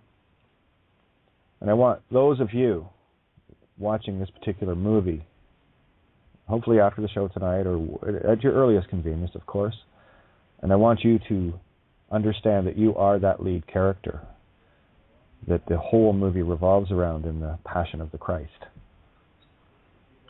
And you will see probably for the first time the intensity of the system, aka the Roman soldiers, that flailed a man and groveled and giggled in much the same way that your typical cop does, because, well, they're bioborgs. They're brainless, they're heartless, and they're certainly cowards. They're the ones that live by the sword and thus must die by the sword. That the bed you make is the one you lie in. And I have to tell you, during the scene where the Jesus character was getting flogged, first with open-ended bamboo canes, some of the teachers at one of the schools I went to in Ireland like to do this too, where they would split the cane at the end so when it hit you, it actually bit you. Sometimes drawing blood. That's the intention of it. And these teachers that I speak of were the ones that used a cane to the point where it did that naturally based on all of the impacts against the children they were beating with that particular cane. See? Cain and Abel, baby. The cane is their master. But that wasn't enough to get 50 lashes from 3 psychopaths that can be represented as your police forces. And, you know, in as much as I know there are good, honorable people that really had good intentions in it, well, you'll either stand for truth and you'll expose the demons from within the very organizations you were serving, or you are as of them, of Babylon, Revelations 18 material, where you will experience the gnashing of teeth. You see, one of the profound revelations in terms of the Christ consciousness, you got to earn this, baby. This is not a gimme.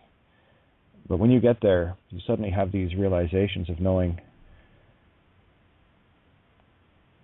you would never judge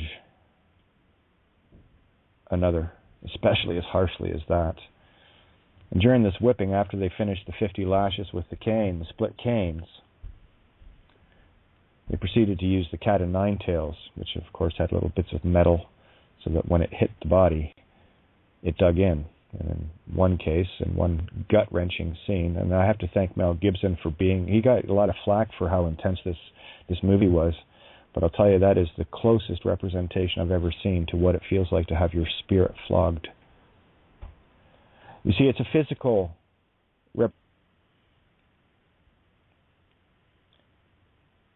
That's the only question I would ask anybody.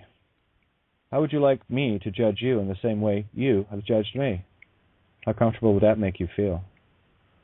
How bright is that mirror shining for you? Well, I sent out a mirror. They'll look in it. It's kind of funny. I texted my ex. I just said, "What's your email?" And of course, I instantly felt the panic in her text coming back. Oh, where is it? I'll share it. You know me. I hide everything, right? Let me see. What do we got? This is... Here, I'll go through it, and I'll just show you the kind of fun this is. It's quite something. Let's see if I have it on the last one I sent. Okay. Hope they're listening.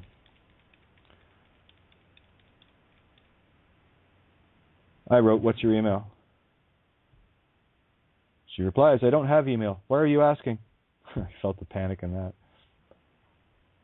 I just wrote, "No problem. I'll just send to Emily." Reply, "Send what?" I answered, "An email." She writes, "You're being mysterious or evading the question." See what I mean? Fucking spins it out right away. No, there's no ego there. There's no program running there. Right? So here's what I wrote back. I got to tell you guys, this is just, it's so circular, it's so mind-boggling, you know. And of course I'm sitting here with a Cheshire grin on my face, knowing exactly what I'm dealing with, so I play the card as I see it. So here's what I wrote. I answered your questions, which I did. I didn't feel any need to expand. I just answered the questions. So anyway, I answered your questions. I also felt your heart race in fear. I did. It was amazing. Truth and fear of it has that effect. Nothing mysterious about it. Funny when the left for dead rise, eh? Call me Lazarus, LOL. You need only fear yourself, never the truth. Only the guilty hide in silence from those they willfully harm, where that is never my intent. It's just an email. I need or want nothing from you. You got your 30 pieces of silver already, delivering the rest. It's amazing how much fear your system worship owns you with. Truth acts, fear reacts. Easy peasy. And then I sent the email, and I just, because I didn't get a response from that, because I knew I wouldn't. It's funny how you can predict these things, isn't it? You almost seem like a psychic when you do this. Anyway, so here's what the last post, and this is the last thing I'll send. I probably will get another phone number and just be done with them all. Anyway, email sent. Pass it on. Passing to Hillary as well, the only neutral heart I see amidst all of you. Enjoy the silver. Cost me blood to get and keep safe for the girls. Judas is paid now. And I talked about this a while back in terms of paying off the Judases in your life. Right? That's what they want. Give it to them. Render unto Caesar that which is Caesar's. Some cool teacher said that once. You know? That same cool teacher is the very one that so many of these people, you know, former friends and family, would think they're getting saved from in a church or whatever the case may be. You know, they'll be diligent. They'll go to their, you know, Sunday morning guilt trip alleviation fest, literally worshiping. They don't know it. I hate to say it, but it's fact. Literally worshiping the Satan aspect of Babylon. These guys that work in the churches and synagogues and mosques, they're doing the devil's work. Hey, did warn you in Revelations, the deceivers will be everywhere, and that is the deceivers, the unsee truths. That's what deceiver means. But then we've got a bit of a leg up on this game with the Phonics and the Phoenician, and many of you have played this game to see exactly the same crazy shit I was seeing, where it's all getting spelled out to you literally. And then you start seeing your yellow brick road, your interstate 60s. And then you get that sudden realization that, wait a minute, I get this immortal thing. I totally get this. Then you take your went through and read it again. Yeah, it's right on the money. And, well, it's like this. If someone's going to hate you, they're going to hate you. It doesn't matter what you say, right? So you just, that's why I don't mind speaking the truth. And I get attacked for it regularly. Live on air even sometimes, you know. And it's not a victim mentality, guys. This is the voice of the victor, the one who has got a grip on their reality, that knows exactly what it is and is not afraid to do it or say it. And that's the crossroads that many people are at. Some have passed through. Others are still contemplating the deals with the devil, still in doubt of themselves as the gods that they are. And that's okay. I have my moments every day, too. These are things we all have to work through. What's your hurry? You've only got infinity. You are immortal once you get this, so what's your hurry? You're watching the house of cards come down around their ears. How am I to speak to these people that have shunned me, not only shunned me, but aided and abetted in the very system that I was trying to remove to alleviate their pain? Where I was able to disarm those in the system carrying the whips, the cat of nine tails, friends and family picked it up to continue. And for me, it's just a reality check. It's got nothing to do with emotions here. There's no emotions in this. I've already worked through all of those. I worked through some more today. Because for me, it has to be neutral. It has to come from the neutral, most unconditional place I can find, the 0 point within me,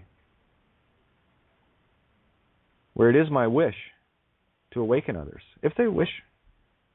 It's also my wish to not be flogged by them any longer either. So if the dead must carry out the dead, then of the dead they are, and of the dead I'll be. Unfortunately, that's just meat stick realm.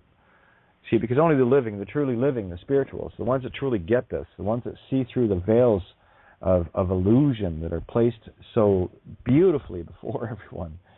Quite a game, quite a cosmic joke. You know. And still, I see people with a fist fight mentality, the just go along to get along mentality. You know, they're not going to do anything different this year than they did last year or the year before or the year that's coming if they're going to base their reality on somebody else's calendar. They're going to decorate their houses to go along with the season because everybody's doing it. Yeah, all the lemmings went off the cliff, and how'd that work out for them? Well, because it was a good idea. Everybody was doing it. I'll tell you what insanity is. It's doing the same shit over and over, expecting a better outcome, or a different one for that matter. What, you're going to celebrate Christmas differently this year, and somehow something's going to be different? The world is going to change? Or is that just puttering on through the same old fucking same old? You know? I have to tell you, there was only one compassionate heart I could find in all my friends and family. In my previous life, there's only one. And it was a beautiful one, and I always knew it was that one.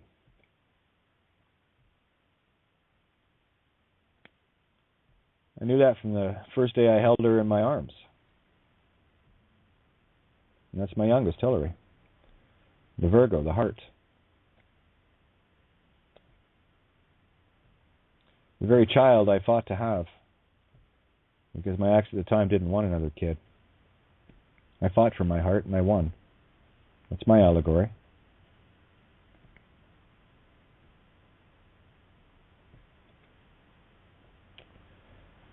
It's not an easy thing being berated by those you love.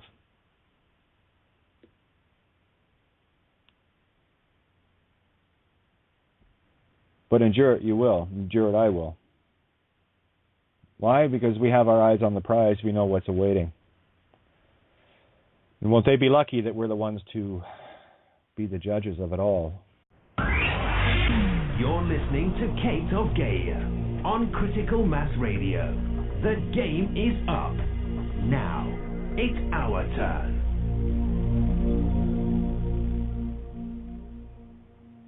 Hey, good evening. Welcome to Outside the Box. Yours truly, Kate of Gaia. Coming at you live, criticalmassradio.co.uk. And, it might be, I highly doubt it, but anyway, there might be a few former friends/family tuning in, but I honestly don't think they'd have the stomach for it, personally. Had a very profound evening after the show last night, because I like to scroll through different files that I've got, my hard drives and whatever, and I came across a movie I hadn't seen yet, and I know why I hadn't seen it yet, because everything's perfect, right? So only when the truth is ready to present itself to the degree that it presents itself will you find that thing in your particular now, if you have your eyes open and are looking for it. Rarely have I been so profoundly moved when truth stares so brazenly in your face, and you get the aha moment of aha moments, and you get that time where it all makes sense. Where everything, and I know many of you, if not all of you, out there, especially the ones that are at this table on a regular basis, sharing their hearts and souls and their own efforts to not only awaken themselves, but also to help by being the example to awaken others around them to the nightmare and the mayhem of this psychotic, psychopathic, murderous world that so many get on their knees and praise, either at the bank teller's window or at the pulpit of some Pharisee, scribe-driven, mindless religio-cosus chosenitis drivel. And never have I seen it portrayed so well. I mean, you've heard me talk about different movies. I know you guys, what was the movie? What was the movie? Well, it's going to be really obvious once I tell you. But I tell you, it sat with me so heavy, it was probably close to 6 a.m. this morning before I actually managed to fall asleep. Got a few hours, so lots of time to think, right?